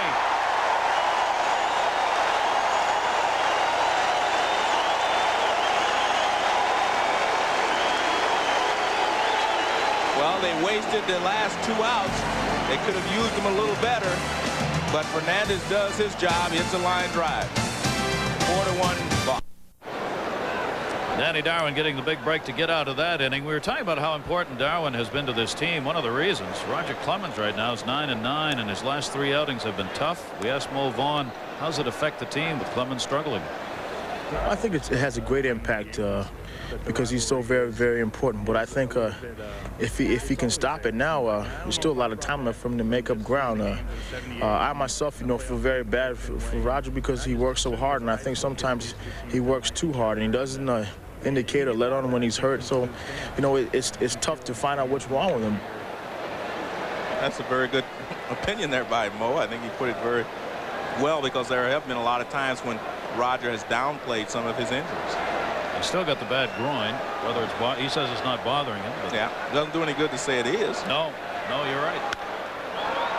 Tony Pena pops that one up to shallow right field. Carter calls off Alomar, and Pena's retired. We're going to check in with Chris Myers. All right, Gary, you're calling the AL East race the West race with the Royals in Chicago. Top 3 scoreless. Felix Jose with a 2-run homer off Jason Beret, his 3rd home run of the year. At the time, 2-0. The White Sox have scored, so it's a 2-1 game in the 3rd. The Royals could get to within a game and a half of the leaders in the West. Gary? All right, Chris, what a race that's turning out to be. White Sox have won only 4 of their last 10, while Kansas City's won 6 out of 10 to move within 2.5. Texas is 3 games out, Seattle 7.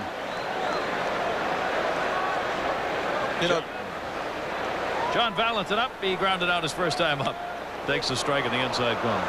Well, I was thinking about this ball club, and meaning Boston, and the attitudes. I think they have a great attitude, which is something I don't think they've had in the past. I think Boston, that's one of the reasons that they're doing as well as they're doing. And a lot of people deserve a lot of credit for that. And we'll talk about that in a second. Stottlemyre with a 2-strike pitch.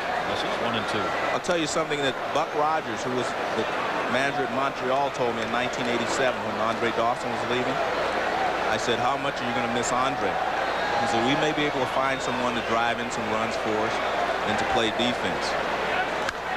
He said, but I will never be able to replace his professionalism. He said, he's a guy that the other players know comes to play, and he's going to do what's best for the ball club. He said, you can't replace guys like that. And I think he has had a real good effect on Mo Vaughn. Just to be perfectly honest with you, I think Mo's attitude at times has been suspect. But with Andre Dawson here and with help from Mike Easler, Vaughn is now going to be a bona fide superstar. Center field, Devon White, slow start, reaches up, can't get it, all the way to the 420 mark. Rounding second base, John Valentin. He'll go into third, standing up. White did not get a good break on that ball. Well, we have seen 2 Gold Glovers make mistakes here tonight. This one is more costly than the one by Alomar. We saw Alomar make an error. Now watch Devon White. Now he's there. He just nonchalants this ball. I mean, he wasn't going full out at any time during while the ball was in the air.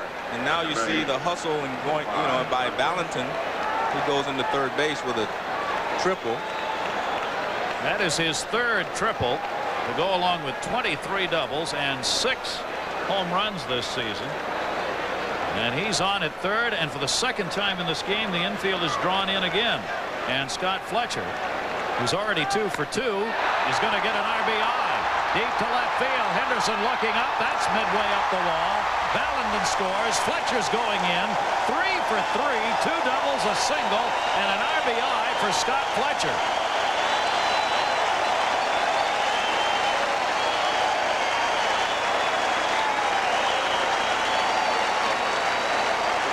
Well, Fletcher has been swinging the bat very well. This ball is inside. It was supposed to be outside. He hits it high off the wall in left field. Ricky Henderson makes a good play, but Fletcher runs well, so he goes into second with a double, and the 5th run for the Boston Red Sox is driven home. Fletcher came into this game 1 for 18 against Todd Stottlemyre. He's 3 for 3 tonight. What a night for Scooter. There he goes. He's off to third. Borders not in time. Man, those second basemen are smart. But he knows that Stottlemyre is upset, and he's probably not going to give him a good look at second base, so he just times him and takes off. I mean, that is a great time to steal third base after the pitcher just given up a double and a run.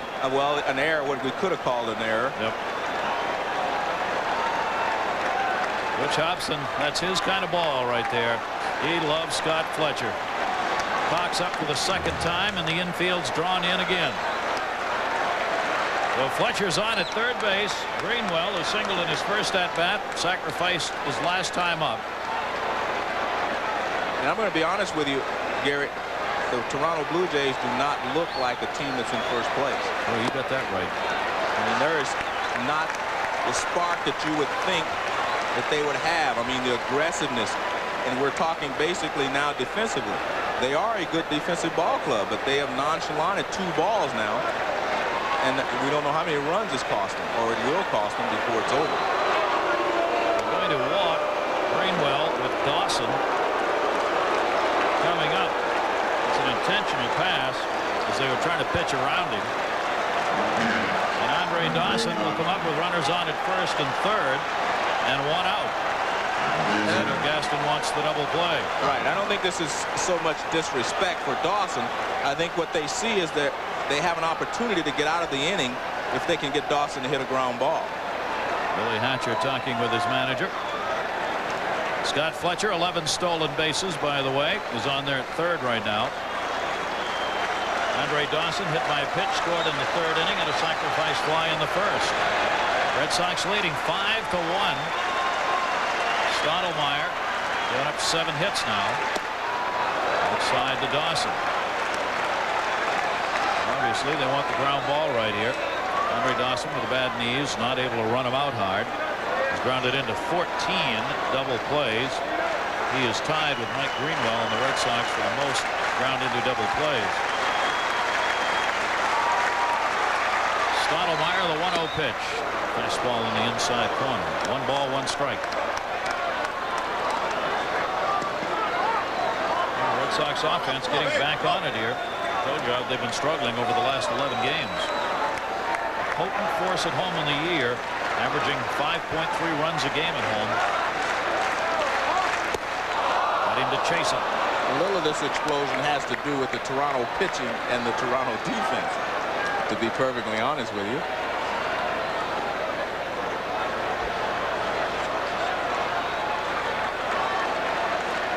Fletcher at third. Greenwell at first. Infield, double play depth. 1-2 delivery. Stottlemyre's got the runner trapped. Fletcher runs right at him. He'll chase him back to third. He's done everything right here so far. Tag put on, and they'll hold the runner at second. Well, first of all, I have to think that he should have gone to second for the double play. You set up for the double play, you have to go for it. And the ball hit right back to you. You have a chance of getting out of the inning. Now he has to retire one more hitter. Now watch, Gary. See, he has time. Just turn, go to second. It would have been a 1-6-3 double play, and they're out of the inning. I mean, he's trying to save one run. You're trying to win a ball game. You have to get out of this jam. And now he still has to face Mo Vaughn with runners in scoring position. But you're right. He did things properly on the rundown. He went in and ran him back toward third base. You often see it done just the opposite. A walk and a single for Vaughn with 2 on. Now looking at the replay, Joe, I didn't think the ball had been hit as hard as it did, but he had plenty of time to go to second base. Both runners slow, Greenwell and Dawson. That's the point. Dawson not running well, and he's also running from the right side. I mean, that would have been a very easy 1-6-3. Let's see if that costs Toronto and Stottlemyre. 1-0 delivery. Vaughn fouls it off. Almost pulled that one backwards. 1 ball, 1 strike. The way that this game is going tonight, Gary, I would say it is going to cost them. Yeah. I mean, it's just the way it is. I mean, they make mistakes, and they pay for them. So I would think that just knowing baseball as I do, that Mo Vaughn will probably do something. Talking to some of the guys, we were talking about the attitude of Toronto, Joe, the people that cover this team, broadcasters, writers, etc. They said Toronto's players, the attitude seems to be, we're good enough and we'll win. Right. Just kind of like we're just going to hang on here and we'll win it when we get there. When we need to, we'll win. You know, and I think that's a great point, Gary, because that's the feeling that I've had with Toronto, not just this year. Last year, the year before, it just seems that they know that they're good, and that helps. It's great to know that you're good, but you also have to prove it between the white lines. It's a risky way to go about it. Exactly. 1-2, but they've got the World Series rings to show that they did it once. So yeah, but maybe they should have more than 1 World Series ring. 2 balls, 2 strikes on Vaughn. Talking about him, Joe, I was going to say, we mentioned how much Eastler's had an impact on him and how much Dawson's had. The maturing of Mo Vaughn from last year to this year is enormous. Just as a person. That's the point. As well as a ball player. 2-2 delivery, 2 on, 2 down. That one to right field. Carter moving over will put it away. So Vaughn is retired. The Red Sox able to add another run here. Will leave a couple on base, extend their lead to 5-1. Roberto Alomar resting as the Red Sox have the 5-1 lead. Just see the Lions score over 4 here at Fenway Park. And we want to remind you, coming up here on ESPN, the 1993 IBM ATP Tour presents the Thriftway ATP Championship, Cincinnati, Ohio. Andre Agassi and Michael Chang tomorrow, 3:30 Eastern, 12:30 Pacific, right here on ESPN. That's the hardcore tune-up for the U.S. Open. Agassi and Chang tomorrow. It's my kind of tennis match right there, man. Now, you are a good tennis player. You're talking about second baseman. You are a good tennis player. I used to think I was. Yeah, well, you are. The pitcher's taken inside. Darwin gets his 4-run lead back. Ed Sprague leads it off. Sprague, Borders, and the top of the order, Ricky Henderson against Darwin, who hasn't walked anybody and has struck out 2. We're seeing the problem Toronto's had all season long. They've got a great bullpen, second only to the Red Sox, but their starters just struggle. The starters' ERA among the worst in the American League. In fact, 4th highest. Foul back. Only the A's, Indians, and Twins have a higher starter ERA than do the Blue Jays. As Joe said, they make up for it with runs, or at least try to. Yeah, they try to. But, you know, winning, outscoring the other team also is an attitude. You have to have that attitude. I don't care how many runs they score, we're going to score more. And contrary to a lot of people's belief, the Reds that I played for were not like that. We had an attitude that we could score as many as we needed to, but the pitching was a lot better than people ever gave it credit for. But I think you have to have that type of attitude if you're an offensive team. You have to have the attitude, hey, 5-1, piece of cake, we'll come back. But I think they lost a big opportunity there in the 4th inning. when they only got 1 run out of the first couple of men getting on base, first 3 base hits. That's when Fernandez lined into the double play to end the inning in the 4th. Big out. 1-2 delivery to short. Valentin right there. Sprague is retired, went away. The big red machine. How about the D, Joe? Right. I mean, that was a great defensive ball. Well, I think that was the key to our ball club. I mean, a lot of people will forget because Johnny Bench behind the plate was a Gold Glove. I was a Gold Glove at second. David Concepcion at shortstop, and Cesar Geronimo in center field. Now, everyone tells you that you have to have a good middle defense to be a good team. Well, we had 4 Gold Gloves at your 4 middle spots, so you can't get any better than that. He's loaded. Pat Borders fouls it back. He's singled in the 3rd. Trouble is, if you go by that right now, Joe, I mean, you were talking about Toronto. There's Roger Clemens, the rocket out. We were talking about him earlier. 3 bad outings in a row, 9-9. Everybody asking what's wrong, and his response is nothing. I just can't win them all, that's all. Whether there's more than that, I don't know.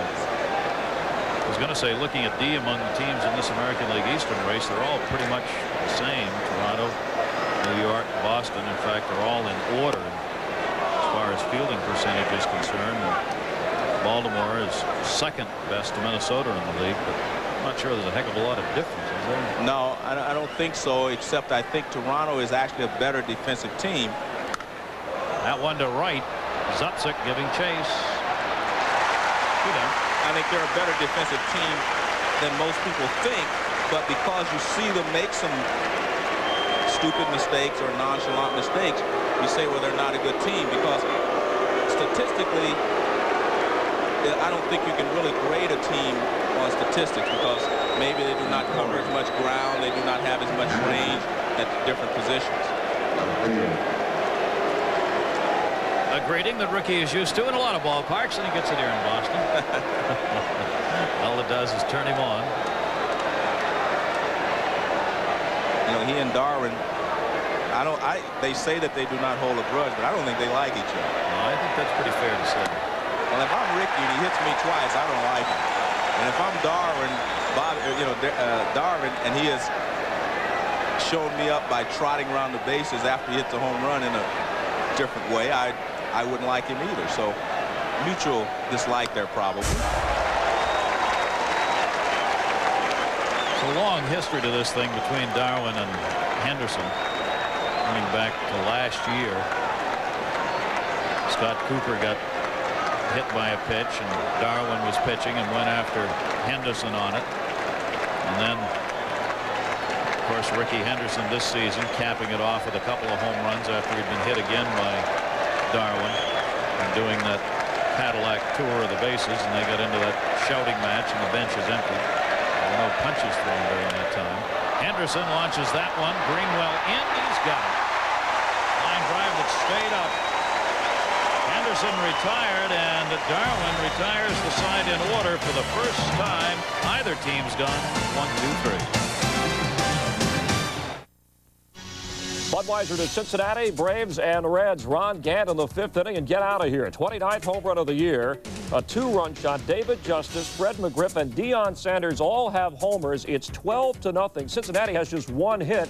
Steve Avery pitching for the Braves. You can catch the Braves Sunday night here on ESPN. Even Ted Turner will be watching as they face the Reds. Let's go back to Gary Thorne and Joe Morgan. That's because Joe's going to be there, Chris. That's why. Atlanta just can't seem to gain any ground. Won 4 in a row. We're 8.5 behind. The Giants won again today. Yeah, the Giants are amazing. I mean, they just continue to hold Atlanta off at a safe distance, so to speak. Danny Cox is the new pitcher for the Toronto Blue Jays. Todd Stottlemyre, 5 runs over 5 innings on 7 hits, walked 2, struck out 2. He threw 74 pitches. Hit a batter, had a balk, allowed 4 extra base hits. It was a struggle. So he's gone, and 34-year-old Danny Cox is on in relief. Red Sox leading it 5-1. Hatcher, he's got a base hit to kick it off here in the 5th. His first hit of the game. 1 for 2 and a sac fly now for Billy Hatcher, leadoff man on in the 5th. There's Al Brumley, the first base coach, talking to Hatcher. Good hitting by Hatcher. Hatcher has always had very good hands as a hitter. He uses his hands very well. Just threw the head of the bat at the ball. It'll line drive to right field. Very pleasant surprise for the Boston Red Sox this year. What a season, career kind of season Billy Hatcher is having late in his career. Scott Cooper, big hit in this game, came in the third inning. He got 2 RBIs on a double and a 2-out 2 RBI double. Cooper batting at .279 now on the season. Red Sox up 5-1 in this first game of a 3-game series. Outside corner strike by Danny Cox. I don't think I've ever seen a team that is as close to a hitting instructor as the Red Sox are with Mike Easler. I mean, there's a genuine warmth there between him and all the hitters because they know that he's in their corner. You mentioned nobody works harder. Right. Mike Easler at helping the ball players. Takes a load off Butch Hobson. And that's a very good point there. And speaking of, I want to make this point about the Giants. We're talking about how well they're doing. I think the greatest decisions that Dusty Baker made this year were to bring Bobby Bonds in as a hitting instructor and Dick Cole as a pitching coach. Those guys have done an unbelievable job, and I think you see that here with the Red Sox, how important the coach is. I think a lot of times we underestimate the importance of a coach because we only think about the manager's job. But a manager has to make the right choices. And I think what you're seeing now in the Major League Baseball, people are getting away from hiring their best friends as they did for so many years to be coaches. They're hiring people who can get the job done for them and help them save their jobs. That's absolutely right. Hatcher's got a good lead and he's running. Throw down by Borders way off the mark. And he's out. He went by the bag. So a stolen base will be credited. But he also went by the bag after he'd stolen it, and Fernandez kept the ball down and tagged him out.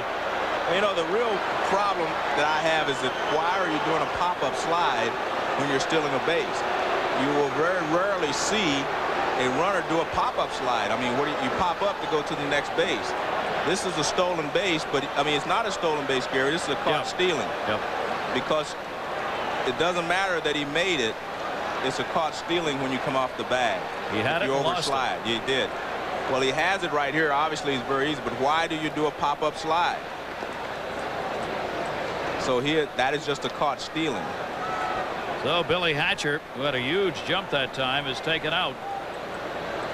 Borders been busy. Red Sox trying to run in this game. Cooper goes to second. Alomar over to Allroot, and Cooper's retired. And there are 2 down here in the 5th. Chris? To Yankee Stadium, bottom of the 7th, a 2-hitter for Jamie Moyer until this inning. With 2 on and nobody out, Mike Stanley doubles in. Danny Tartabull and Don Mattingly to make it 2-0. Moyer is out of the game. Jim Abbott has that lead. It's 2-0 in the bottom of the 7th. Gary? Baltimore's ERA is going to go right off the map here after that series with Detroit. 47 runs against Baltimore the Tigers had, and then tonight they lose the first game of a doubleheader. They scored only 1. That is a typical kind of Detroit back-to-back game set. It's all or nothing.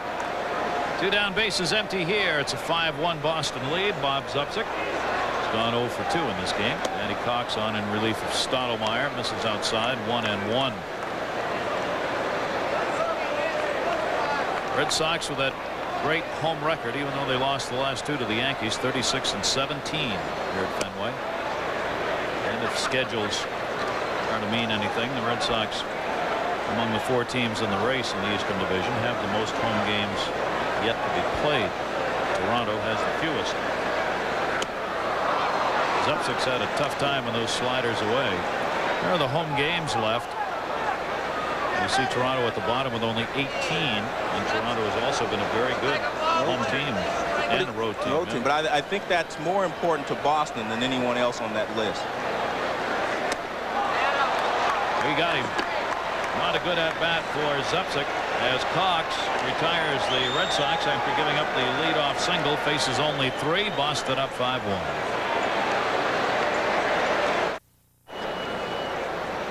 Danny Darwin's doing the number here for Boston as the Red Sox have the 5-1 lead. Blue Jays getting a run on a double by Olerud in the fourth. That has been it. Red Sox, Andre Dawson and Scott Fletcher picked up RBIs. Hatcher a sacrifice fly and Cooper a 2 RBI double. Devon White second in the order. Alomar and Carter as we go to the 6th inning. White is 0 for 2. Just off the glove of Scott Fletcher. That'll be a base hit. So White leads it off in the 6th inning with a single off Fletcher's glove. Scott Fletcher spends as much time down on the ground as he does standing up here. Yes, he does. Not a good attempt. I thought he was going to come up with this because it's a big hop. Now watch, it's a big hop. Just goes off of his glove.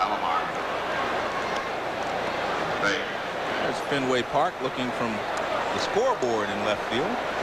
Camera out there someplace. The Fisk camera. Oh, is that what it is? Inside the scoreboard. Oh, okay. There it is. The Fist?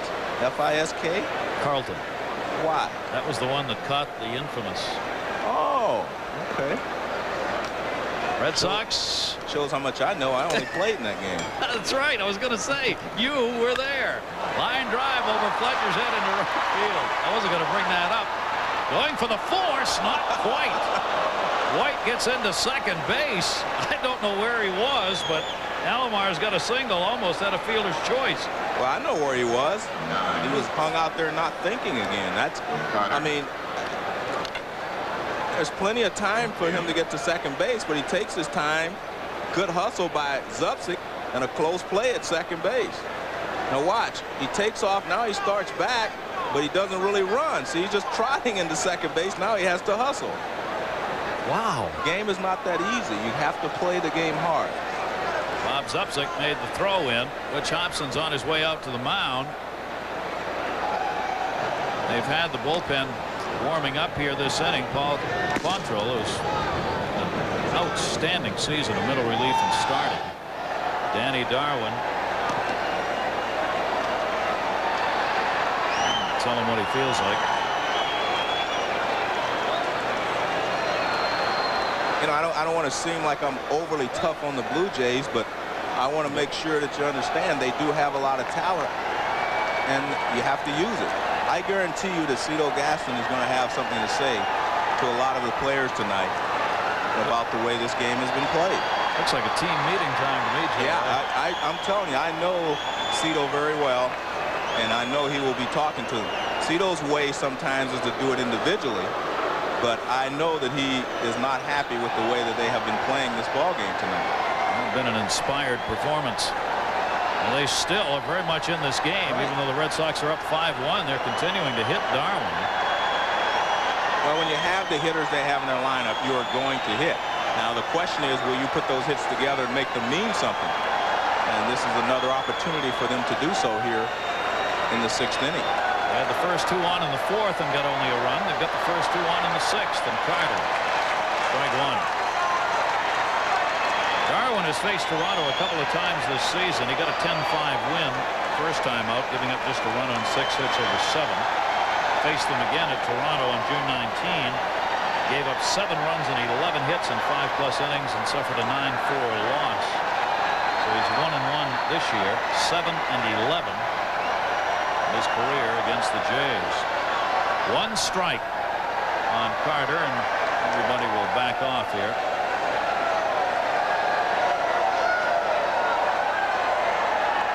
Second base umpire getting positioned behind second base. Apparently was in the way of the outfielders or the hitter. I'm not sure which. Kaiser moved around. Full house on hand here at Fenway Park. We'll pack them in for the games against the Yankees, and we'll do it again against Toronto. Darwin with a 1-strike pitch. Daniel blocking it. 1-1.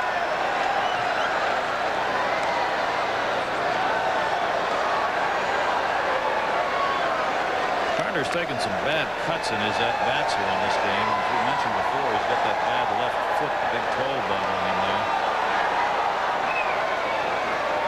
He's kind of picking up the back of his body when he swings that last time around, as though he doesn't want to put pressure on that foot.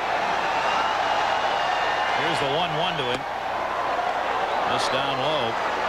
There have been a lot of times in a player's career, and you read about it, where if they have a leg injury or something, they hit better for a short period of time. But that's usually if it's your back leg, because then you have a better weight transfer to your front leg and you keep the bat level longer. And when you have an injury to your front side, you stay on your back side, which makes you have an uppercut in your swing. You hit a lot of fly balls and strikeouts. We'll be looking for one to hit here. 2 balls and 1 strike. Right through it, 2-2. Carter, 6th starting the day and runs batted in. But the cuts he's taken here in these at-bats have not been too good. He doesn't show much of that sock, does he? No. Combat boots. Combat boots. 2 balls, 2 strikes. Red Sox are leading at 5-1. 2 on and nobody out. No play at second base. Nobody was moving over on Devon White. I like some of the fashion statements that some of the players make. Not that I would have done them myself, but I like some of the fashion statements. The wraparound glasses look pretty good in the daytime. That's when they wear them at night. How about those? Yeah, well, that's well. a protective device, really. That's not a fashion statement. Oh, okay. 2-2. And the count is full. 3 balls and 2 strikes on Carter. How about the earrings? Well, you know, that guy won't allow him, and you wouldn't expect Butch Hobson to allow it. Olerud waiting on deck. That's never bothered me very much, I guess. If that's what you want to do, fine. I agree. It doesn't bother me either. Again, it's not something I would have done. No. But, you know, I may try it in the booth from now on, but, you know, I've been thinking, I really have. I've been thinking about it, Gary. Maybe put me an earring here. Except I don't know if I can afford the diamond. I want a pierce. Yeah, right. Some of these, hey, some of the guys' diamonds are pretty big. Let me pierce. 3-2 count. White off second base. Stottlemyre off first. Another big pitch here in this game. Big at bat. Both Darwin and Carter. He fouls it off. Darwin staying low and away. Just in or just off the strike zone on Carter.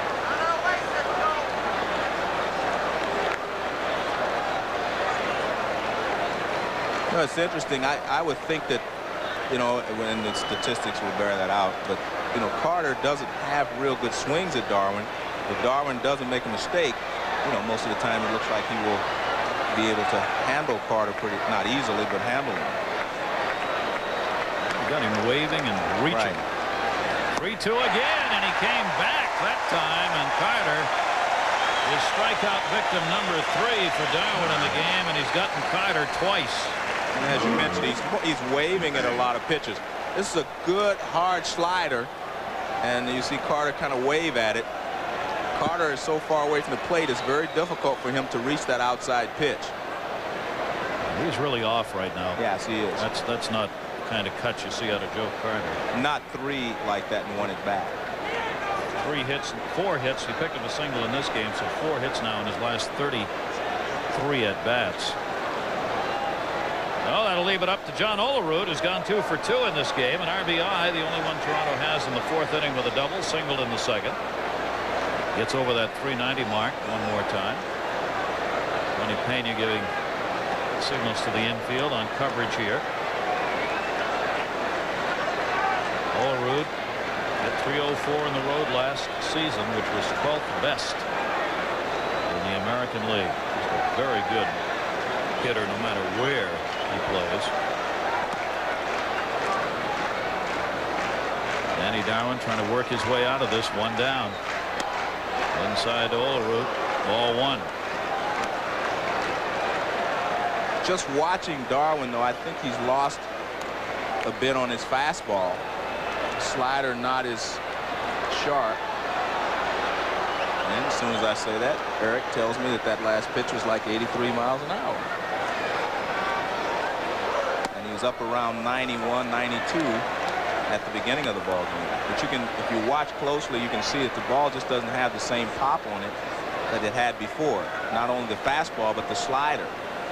Even the sliders that he struck Joe Carter out on, they were more moving away from Joe than breaking away sharply. He's behind on the count here. In case you're wondering, this season Olerud's only hitting .415 on the road. That was coming into the game. He's added 2 hits to it here tonight. And he's ahead on the count here, 3 balls and no strikes. And Danny Darwin's very close to the shower. And you know, if you're the Boston Red Sox, you may need to get him out of there before a lot of damage is done. Because again, he has lost a lot off of his pitches. This will be the 86th pitch he's thrown. And he walked him. That is the first walk given up by Darwin, and it loads the bases here in the 6th inning. White goes over to third. Alomar goes down to second.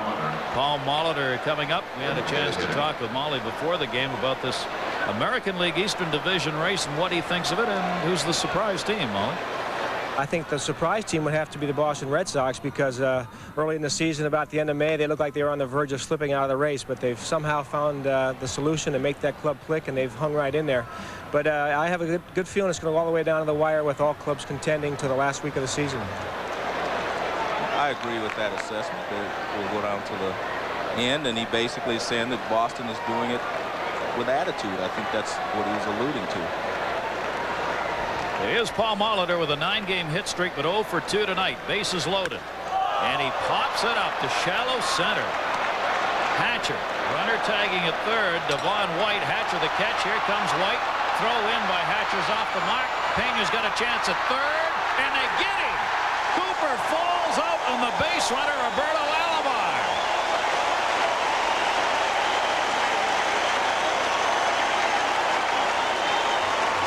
And the Toronto Blue Jays, again with a chance for a big inning, hurt themselves. This week on America's Game of the Week, the Braves continue to struggle to stay in contention in the NL West as they face the Reds, live on ESPN Sunday Night Baseball.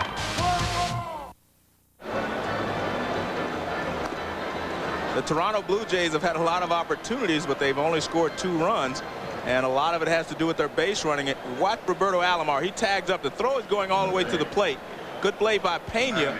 But again, for the second time in this ball game, Alomar makes the 3rd out at third base. You do not do that. And he is out. There was a lot of argument, but I saw the play that had a good angle at it, and he tags him before he gets to the bag. Even though it looks like he tags him on his back, Alomar's hand was not outstretched to reach to the bag. He hit it with his shoulder. Good call by the umpire at third base. No, that's Mark Johnson over there. They've moved these umpires all over the place. Yes. Strike taken as the Red Sox continue to take advantage of the Toronto Blue Jays' mental mistakes and miscues out there. Tony Pena 0 for 2 tonight. John Valentin and then Fletcher for the Red Sox against Danny Cox. That's the 2nd inning in this game now where Toronto has gotten the first 2 men on base, and they've ended up scoring only 1 run. Yeah. And both times, not smart plays. And again, I don't want to belabor the point, but there are a lot of times, for instance, they played and traveled to get here, and maybe they're just a little sluggish tonight. I mean, that could be the point, but in a pennant race, you can't afford to be sluggish. Not when you only have a 1-run game lead. If you have a 7 or 8 game lead, yeah, you may have some games where you can afford to be a little sluggish, but not when the pennant race is as tight as it is here. And again, maybe it's because they know that they have such a good team that they're going to win, but it's not just going to happen. You're going to have to make it happen. Especially when you're playing the team that's chasing after you. Well, Roberto Alomar, a game you just as soon forget. And they've made a lot of mistakes. Here's a play by a Gold Glover, Roberto Alomar, that turns into a base hit. Well, it turns to a guy on base. And here's Devon White, another Gold Glover, misplaying a ball in center field. They have actually just helped the Boston Red Sox a lot tonight. And even that, Boston hasn't taken advantage of everything. But that 1 inning, the 3rd inning, they got a 2-out base hit. That was the key, base hit in this ball game. Got a 2-out double by Scott Cooper. Still only up by 3 in this game. Far from over. We're in the bottom of the 6th inning. Down to third. Nice play in the short hop by Sprague. And Pena's retired. 1 away in the bottom half of the 6th. You either make that play or you don't. Yeah, but that was a very fine play by Sprague. Kind of shades of Brooks Robertson. When I think see a third baseman short hop a ball, I just automatically think of Brooks Robertson, because he did that so well for so many years. And you will find a lot of third basemen that have great arms like Sprague does. They will back up. But he made the play the proper way. You back up on that, you get caught in that in-between hop generally, and it bangs your body up. One down, John Valentin. He had a double in the, or a triple rather, in the 5th inning. Valentin came around to score on Fletcher's double. 6-game hit streak now for the Red Sox shortstop. He's had 8 hits in his last 17 at-bats during the streak. Stottlemyre, the starter, the pitcher of record for the Blue Jays. Cox working his 2nd inning, trying to put the hold on here to allow Toronto to get back into it.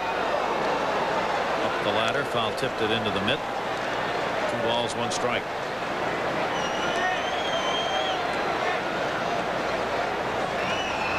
Dark clouds hopefully gone by here. The breaking ball from Danny Cox, it was in the middle of the plate, but he fooled him with the speed. 2-1 pitch, outside corner, strike, 2-2. Cox is throwing hard. Yes, he is. Cox has good stuff.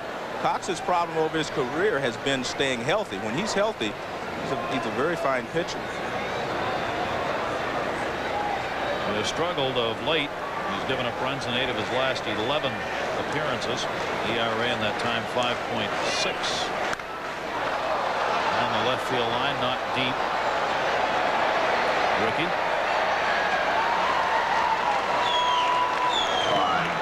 Two down in the 6th inning with nobody on. Dogs trying to set him down. We remind you, coming up, NASCAR on Sunday. Speedwell presents the Champion Spark Plug 400. Harry Gant right there is the defending champion. Dale Earnhardt, the Winston Cup point leader. It'll be live from Brooklyn, Michigan. You can catch all the action Sunday at 12:30 Eastern and 9:30 Pacific time Sunday right here on ESPN. Cox with 2 down and nobody on. Scott Fletcher has had a ball game. Singled and scored in the 1st inning, doubled and scored in the 3rd, doubled and drove in a run. The only way they're retiring the second baseman tonight is at 3rd base. That's right. Both of the second basemen are perfect. Alomar 3 for 3. Yeah. He scored a run. It's funny you'd note that, Joe. Hey, I watched the second base. Yeah, I can tell. So no matter what, we all have something in common. I've made some of those mistakes. Fletcher. He hung off that. Batting at .290 on the season now.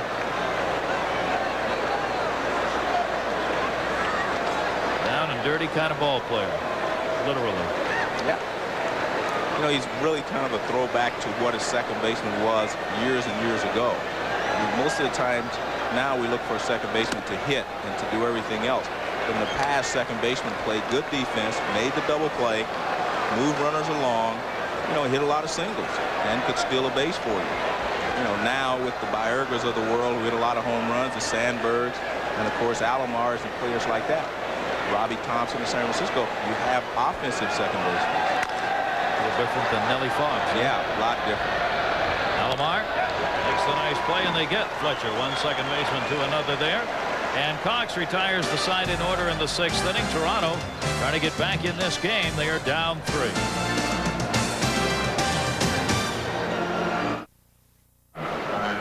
Back here at Fenway Park, Gary Thorne, Joe Morgan, and seeing a good ball game from the Red Sox trying to get back, Joe, and a little disappointing from the effort of Toronto. Well, especially the fact that the Red Sox were on a downer. You know, they'd lost 2 in a row to the Yankees, but Toronto let them get off to a good start, and I think that has been the key to this ball game. The Boston Red Sox scored first. They've made the key plays. See if Toronto can get back, though. I have a sense here the game is not over. No, not with Toronto. When they have as many good hitters as they do, they will always continue to threaten you. Tony Fernandez shows bunt, but never tried to hit the ball, drawing Cooper in at 3rd base. Fernandez lined out a double play in the 4th inning, a big double play. Looked like Toronto was going to have a big inning. They had their first 3 hitters on in the inning. Had a couple in scoring position and lined down to 3rd, and they doubled off Carter at 3rd base. Greg Harris will be ready if Danny Darwin needs some help. Darwin has gone the distance, walking 1, striking out 3 in this game. Fernandez Fernandez pops it up. Third base, Scott Cooper called off by the shortstop Valentin. And Fernandez is retired, one away in the 7th inning. Chris. Budweiser takes us to Cleveland. The Rangers, of course, in the AL West race. Jim Thome just called up today with a homer off Craig Lefferts, his first of the year, and a 2-run shot. The Indians out to a 6-3 lead in the 9th. The Royals and the White Sox are tied in the 5th in their game, so the Rangers in jeopardy of losing ground. Texas 3 games behind the division-leading Chicago White Sox starting today.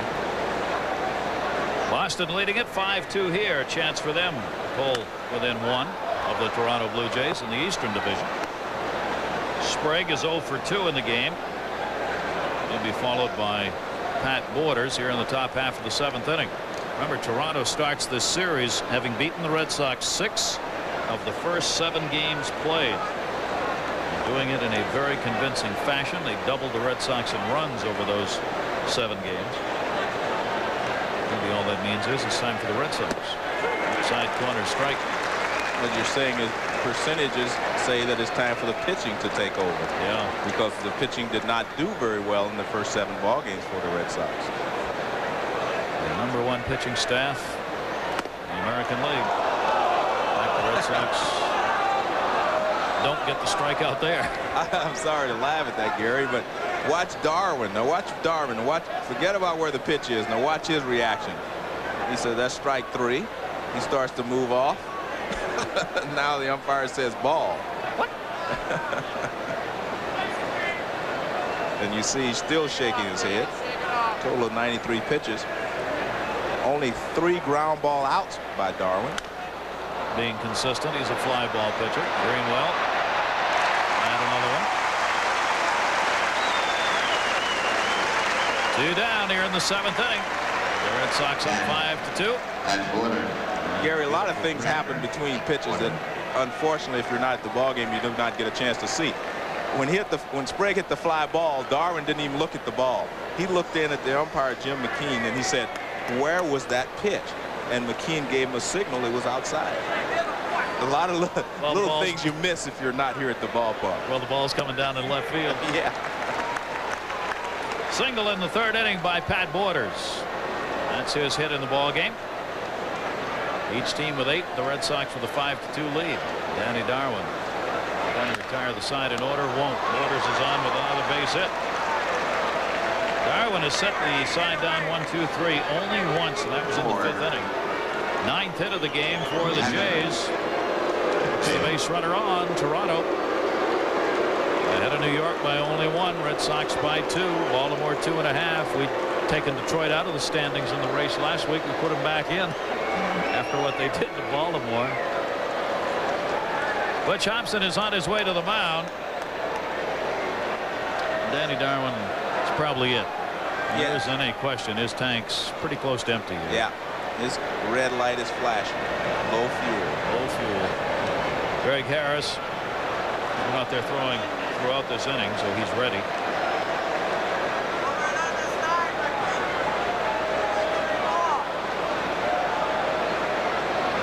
Danny Darwin, good performance though. I'm wondering if Danny's trying to talk Butch out of the move, because Greg Harris has had enough time to be warm, so they shouldn't be stalling to get in more pitches. Harris is just waiting. Maybe he wanted to talk to the home plate umpire. I was going to suggest that maybe he wanted McKean to come out, but since the strike call didn't hurt him, I don't know if that would be the case. Yeah, there they are. There they are, yeah. Harris on. 37-year-old Greg Harris is coming on in relief. Worked last night as well, and he's coming on for Danny Darwin, and the fans a great hand as he left. And he deserves a good hand because he has pitched very well in his last few starts.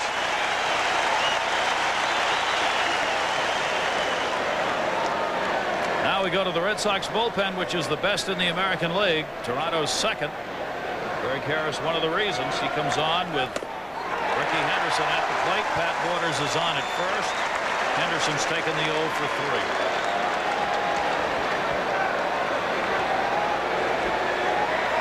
Ricky doesn't get started soon, Turner Ward is going to take his uniform number back. In his position. Breaking ball misses down low. 1 ball, 1 strike. That would be devastating to take his job back, too, his position back. Greg Harris worked in the ball game last night. Gave up no runs on a hit over an inning.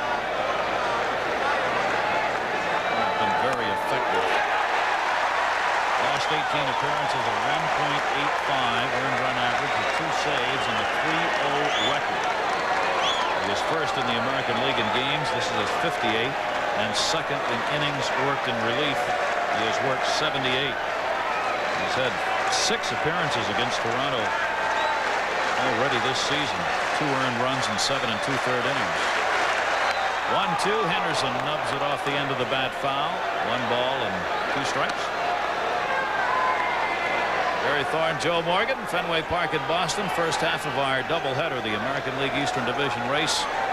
2 of the clubs in it meeting here.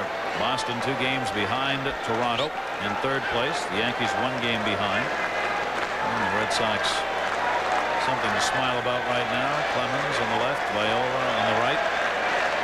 Tim Naring in the middle. Charlie Moss, the trainer, Danny Darwin behind them. 1 ball, 2 strikes, 2 down. Henderson, fooled in the off-speed pitch, fights it off to keep his at-bat alive. Well, Greg Harris's best pitches are a variety of breaking balls, sliders, curve balls, off-speed breaking balls.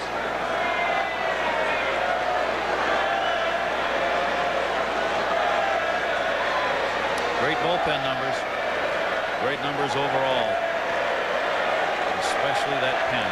Tremendous long relief. Maybe the best group of long relievers right now in the game.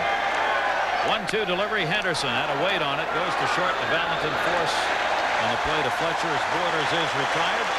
Well, that'll take care of it. And Henderson's 0 for 4. And the Red Sox fans love that. Danny Darwin, the right of your screen, has got a chance to win this game. A good start for Darwin. Kellogg's Frosted Flakes presents the K Factor, and these are the teams whose pitchers lead the league in strikeouts. Randy Johnson helping Seattle to the top.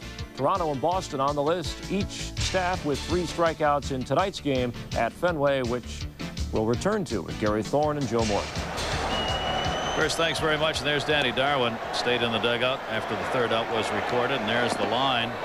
Only 3 ground ball outs tonight through 96 pitches. Of the 9 hits he gave up, 8 were singles. He's averaged 6 2/3 innings per start this season, and that's exactly what he had tonight. He's got a chance to pick up his 12th win. Red Sox hang on here. But as we said, it is not over. 7th inning stretch time completed, and the Red Sox coming up against Danny Cox has worked 2 good innings of relief. Greenwell, Dawson, and Vaughn against Cox. First ball. Look at the roll on that one. That is a spin. John Olerud makes the play. 1 down. Chris?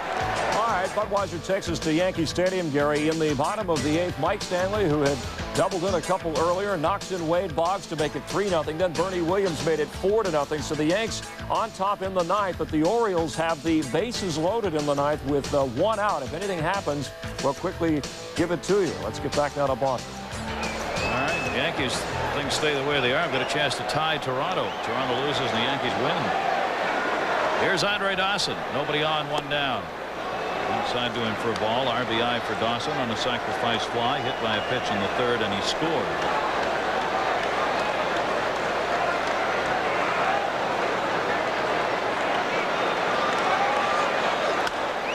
And off the fist.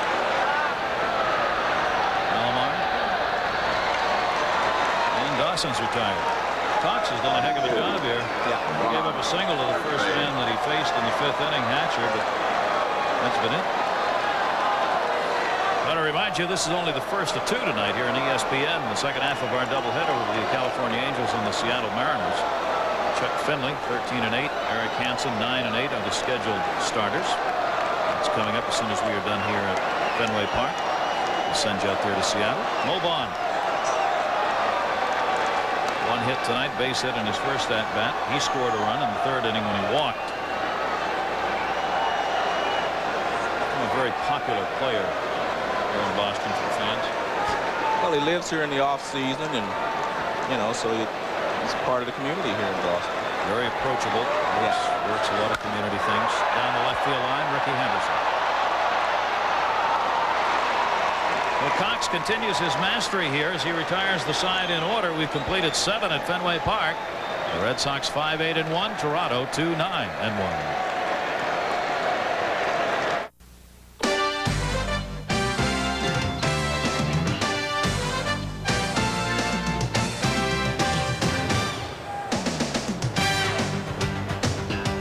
Blue Jays trying to come back. They are down 5-2. White, Alomar, and Carter 2, 3, and 4 in the order. And that's what they have done in the game so far tonight. They are facing Greg Harris, who came on and got the final out in the 7th inning. Danny Darwin 11-8, pitcher of record for the Red Sox. Todd Stottlemyre 6-8 for Toronto. White single in the 6th inning and scored. The RBIs in this game have gone to Olerud and Molitor.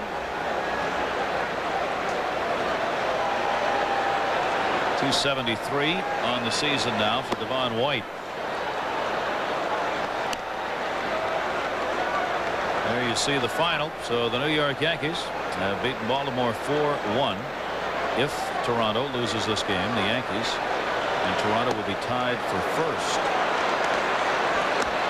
Everything stays the same. Harris doing the last thing he wanted to do here. He's fallen behind 3-0 on Devon White. Blue Jays have been retired 1, 2, 3 only once in this game. That came in the 5th. There are the current standings with that New York Yankee win. Baltimore now 3 out. Down the left field line.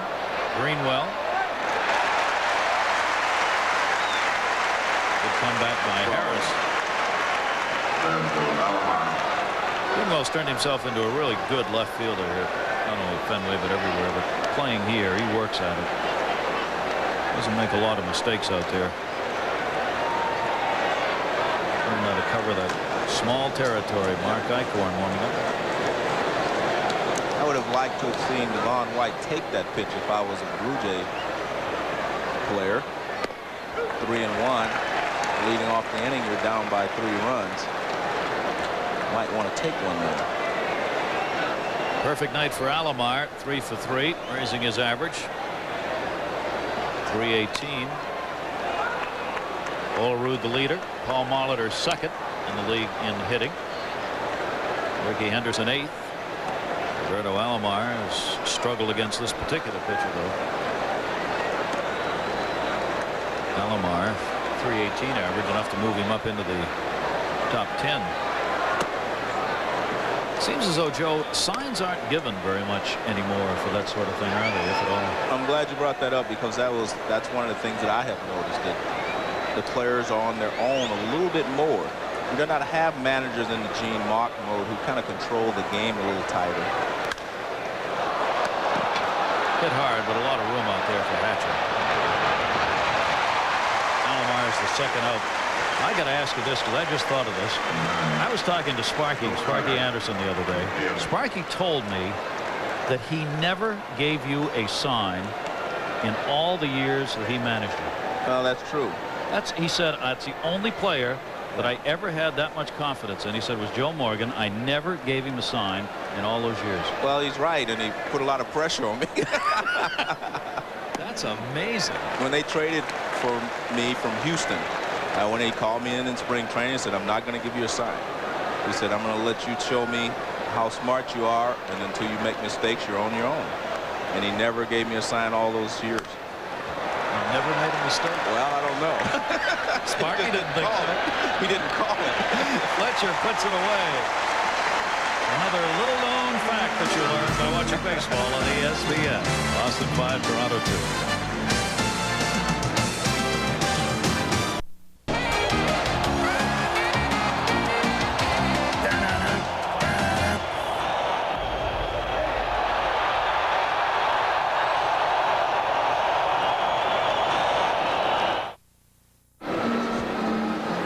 To the bottom half of the 8th inning with the Red Sox 5-2, trying to put this ball game away and bring themselves to within 1 game of Toronto. And if they win it, the Yankees, as we said, would be tied. As The Yankees have already picked up their victory over Baltimore.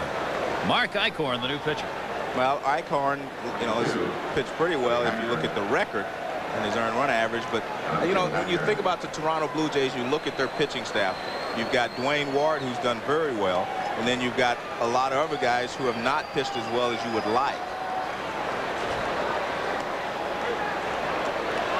Mark Eichhorn, the 32-year-old, will kick it off here against Hatcher. Cooper and Zupsick will follow it up. Billy Hatcher on the night. The Red Sox, who have lost 2 in a row, trying to put together another win streak. Hatcher butting for the base hit. Good butt. They're going to let it roll. He's going to have a base hit. Sprague let her go. He wasn't going to catch Hatcher. Bunt single for Billy Hatcher, his second hit of the night. I was just going to make the statement that Eichhorn is very difficult from the right side. He's got that real weird motion, but a good bunt by Hatcher. Hatcher's a smart player. Hatcher does a lot of little things that help you win. He will hit behind the runner, steal a base for you, play good defense, and do things like that. Lead off the 9th inning with a base hit for you. 8th inning, I'm sorry. Red Sox now have 9 hits, as do the Jays. Here's Cooper. Big RBI double in the 3rd inning with 2 down. Knocked in 2. Right now the big hit of this game. Pitch out, but Hatcher is not going. I think Cooper's hit is the big hit of the whole entire ball game. Without that, I think the Toronto Blue Jays would have been in obviously a lot better situations to tie the score than just trying to get back close. Telling you about the right-handers off Eichhorn. I was looking here.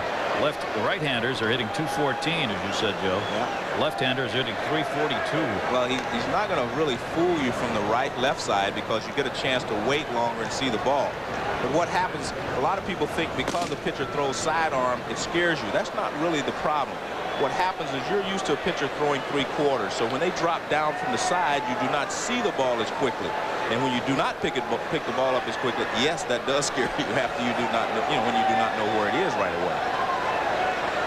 Eichhorn, 1-0 count on Cooper. Hatcher off first, not going. Off-speed breaking ball is in for a strike. 1-1. 3-game series these two teams are going to play. Obviously extremely important, and for Toronto the first of 6 games they're going to play on the road. They'll go to Cleveland, and that's no easy task. No. Pat Hentgen and John Dobson tomorrow. Dave Stewart and Frank Viola Sunday in 2 day games. Again looking for Hatcher to be running. 2 balls, 1 strike. He was going nowhere. Jeff Russell looking for a chance. If he gets in this ball game, he'll guarantee a $1.7 million contract for next year. He needs 1 more appearance for that automatic contract to kick in for next year. So what do you think he's thinking about out there in the bullpen? Let me in. Runner goes, swung on, hit and run, perfect. Cooper to right. Hatcher is on his way to 3rd. And Scott Cooper comes through. 1st and 3rd, nobody out. The problem is if they have more than a 3-run lead, they may not bring him in because it would not be a save situation. Good hit and run play here by the Boston Red Sox. Cooper lines it into right field, and Hatcher, as I said, is a good base runner, smart base runner, watches the ball, knows where the fielders are playing, and just goes around to 3rd easily. So Cooper's 2 for 4. Eichhorn is greeted rudely after Cox had done an outstanding job in a hold situation. He worked 3 innings, gave up only 1 hit, and struck out 1. But Eichhorn has come on, and the first 2, Hatcher and Cooper, have delivered base hits. Now Zupsick, who's 0 for 3, gets the RBI chance. Infield again moves in. Seems like they've been there all evening. It does, doesn't it? Yeah. And it hasn't worked once yet. A lot of talking going on between the infielders. Sprague is looking into the dugout. He's getting orders from the dugout. He's relaying them to Tony Fernandez, who's relaying them to Roberto Alomar. 1 strike delivery by Eichhorn. Zupsick has played all 3 outfield positions this season. There was discussion about Rob Deere being traded for by Boston to give them another power bat out in right field. Zupsick gets the start there tonight. The Deere deal apparently has gone by the wayside. 2 on here, nobody out. 2-strike pitch by Eichhorn. That's how tough he is on the right-handers. 1 down. Zupsik has struck out 3 times in this game. Again, you do not pick the ball up quick enough from a guy that slings the ball sidearm, so you really end up chasing a lot of pitches off the plate. And not much chance for Zupsik to hit that ball at all. 1 away. Tony Pena's had the 0 for 3. They discuss how they will work Pena. It's Pena, then John Valentin due up. They've got a chance for the double play, obviously, in this situation.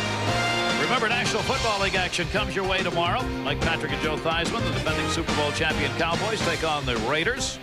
That'll be tomorrow at 8 o'clock Eastern and 5 Pacific. Michael Irvin of Dallas, second in the NFL receiving yards. Evan Smith still not reported to camp. An update on that. It's all coming up tomorrow. Raiders, Cowboys, ESPN, NFL, 8 o'clock Eastern, 5 Pacific.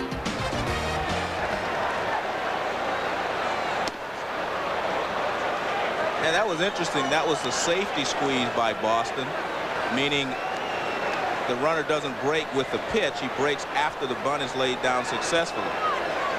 And the pitch was way outside. And it's raining.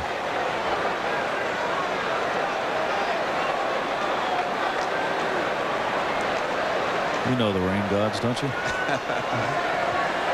1-0 the count. Obviously, that discussion was about that play. Right. They were looking for the potential squeeze. Yeah, but I think Boston's, they used a good variation on the squeeze, of course, and that is the safety squeeze. You have a very speedy, smart base runner at third base and Hatcher. He can read the ball and then take off. And you're ready to go around on that one. It misses outside. 2 balls and no strikes on Tony. Has not been able to get above the 200 average this season. Rick Burleson going through the signs.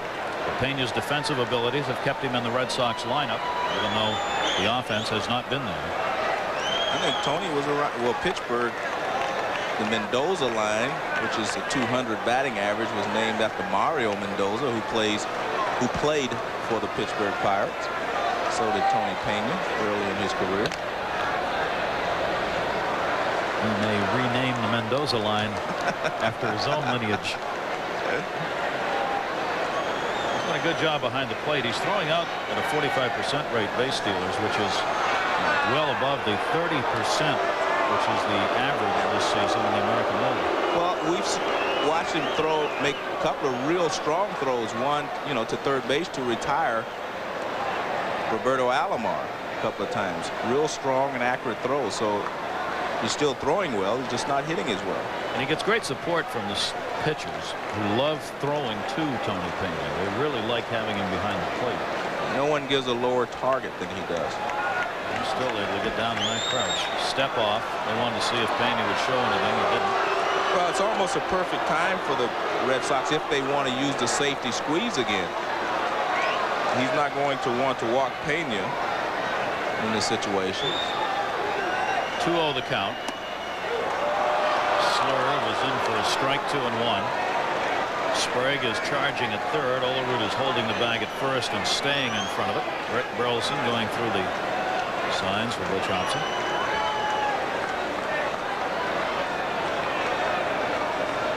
Burleson goes over and talks now to Billy Hatcher at third after he went through the signs.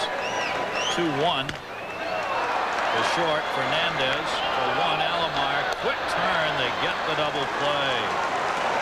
So Boston a couple of hits, but no runs. Toronto gets one more chance at it. Those are due up in the ninth.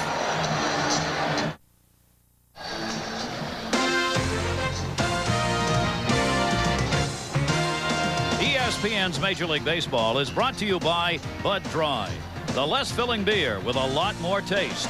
Why ask why? Gary Thorne and Joe Morgan as we try and get this one completed with the rain coming down.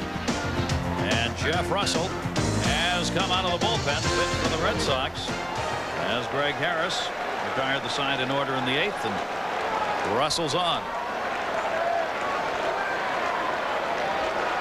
Trying to win this for Danny Darwin, pitcher of record for Boston. Stottlemyre, the starter for Toronto. Last chance, Olerud to center field. Hatcher backing up, way back, 400 plus off the top of the wall. Olerud going into second base has got himself another double. John Olerud perfect in this game. 3 for 3 with a walk. That is his second double. Each one is a new Toronto record. 44 on the year now for John Olerud. This is a beautiful swing. It's a high fastball, well, a little below the belt. And look at that swing by Olerud. He's not a real aggressive hitter. Means he doesn't swing the bat real hard, but he's able to get the barrel of the bat out in front of the plate. And that's the key to his success. He has a sweet swing, but he gets the barrel out in front of the plate. That doesn't mean he always pulls the ball. You hit in front of the plate, you can still go to left field, hit the ball to center field, back through the middle. He's always able to get the barrel out front. Reminds me a lot of Billy Williams of the Cubs. Only Billy was a little more aggressive, a little more power. Ball game not over yet. Here's Paul Molitor. And Russell, a little chin music on that one. Russell has a good fastball and a slider. Good hard breaking ball. This fastball is up and in. And actually, Molitor ducked that one a little too late. Ball boy brings out a brand new rosin bag. The other one was probably getting a little wet. Save situation for Russell. He is second in the league. Montgomery, Kansas City with 35. Russell's got 31. Molitor late on the cut, fouls it back hard. 1 ball, 1 strike.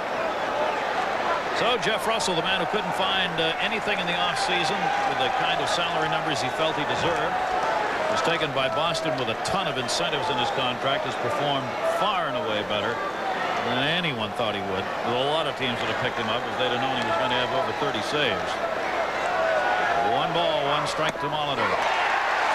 As a result, as we said, he's now made the number of appearances necessary to kick in his contract for next year. The deal is he gets the monies that he's earned this year guaranteed next year, which is $1.7 million. At least he had to earn it. He did earn it. That'll work. He has done that. As long as the player earns it, I don't think management is upset about paying him.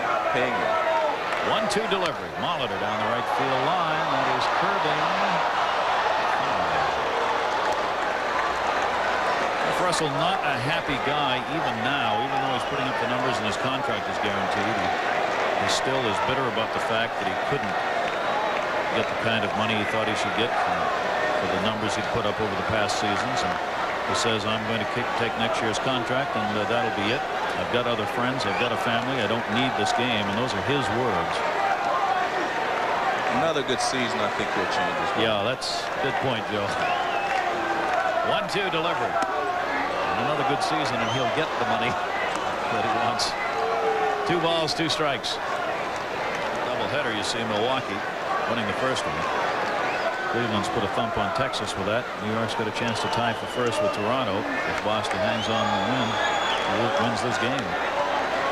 Russell with a runner at second, nobody out. With 2-2 to Molitor. Right back to him. Looks to second, holds the runner, tosses over the ball.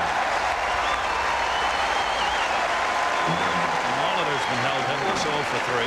That breaks his 9-game hitting streak unless the Blue Jays score enough to get him another at bat. It's a breaking ball, and he hits it right back to Russell. Russell makes a smart play. He just holds Olerud at second base. He doesn't really care about Olerud.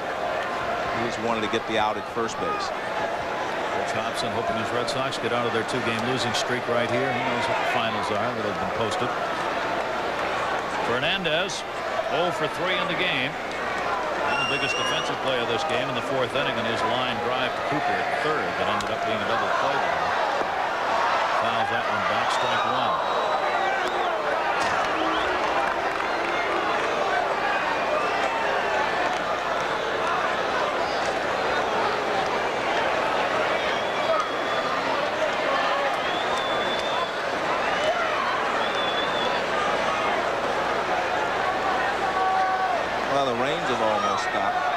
I knew you knew those people who could do that.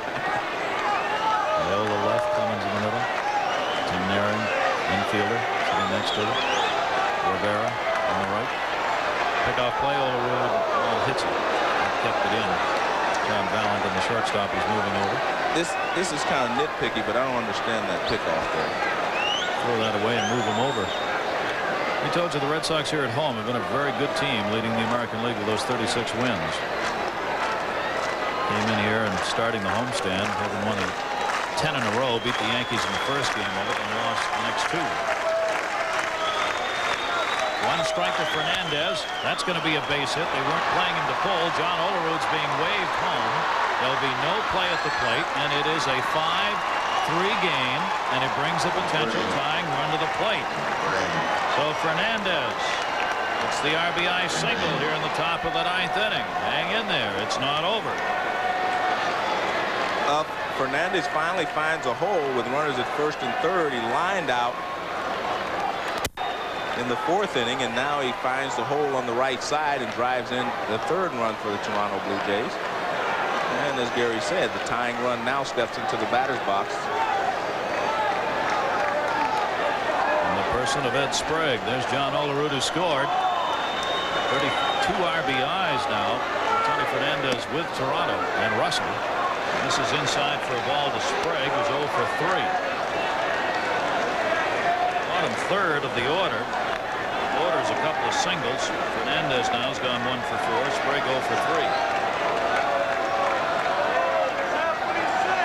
Still only 1 down for Russell. A ground ball here. Wrap this thing up. 5-3 Red Sox lead in the 9th. That one is stopped. Valentin threw it over the head of Fletcher. Fernandez gets up, goes back to the bag. He thought about taking on. A great stop by John Valentin, but then couldn't do anything with it to get the force play at second base. Well, the problem here is he makes a great play and he tries to turn it into a double play. Just get one. Just take your time and flip it right there to the second baseman and get one. He tried to rush everything to make a double play out of the ground ball and couldn't do it. Now just take your time and just get one. That happens sometimes. Getting too big of a rush to make the double play and you throw the ball away. This hole is getting a little deeper right now. Alfredo Griffin will be the pinch runner for Sprague, since he represents the potential tying run now at first base, and the potential go-ahead run is Pat Borders, who's at the plate. Fernandez at second, Griffin at first. Credit Sprague with a single on that. 12 hits now for Toronto, which Hobson is going to do a little more roaming in the dugout as Pat Borders stands in.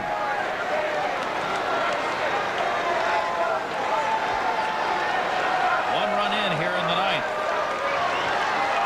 Jeff Russell on in relief, in trouble. Borders towards short. Cooper cuts it off. There's one. Fletcher for the ball game. It's over.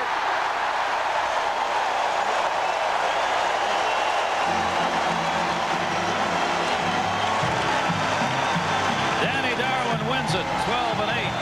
Stottlemyre the loser 6-9. Russell gets his 32nd save as the Red Sox win at 5-3, and as a result, New York won, Toronto lost. Boston now a game out. Baltimore lost 2.5 behind.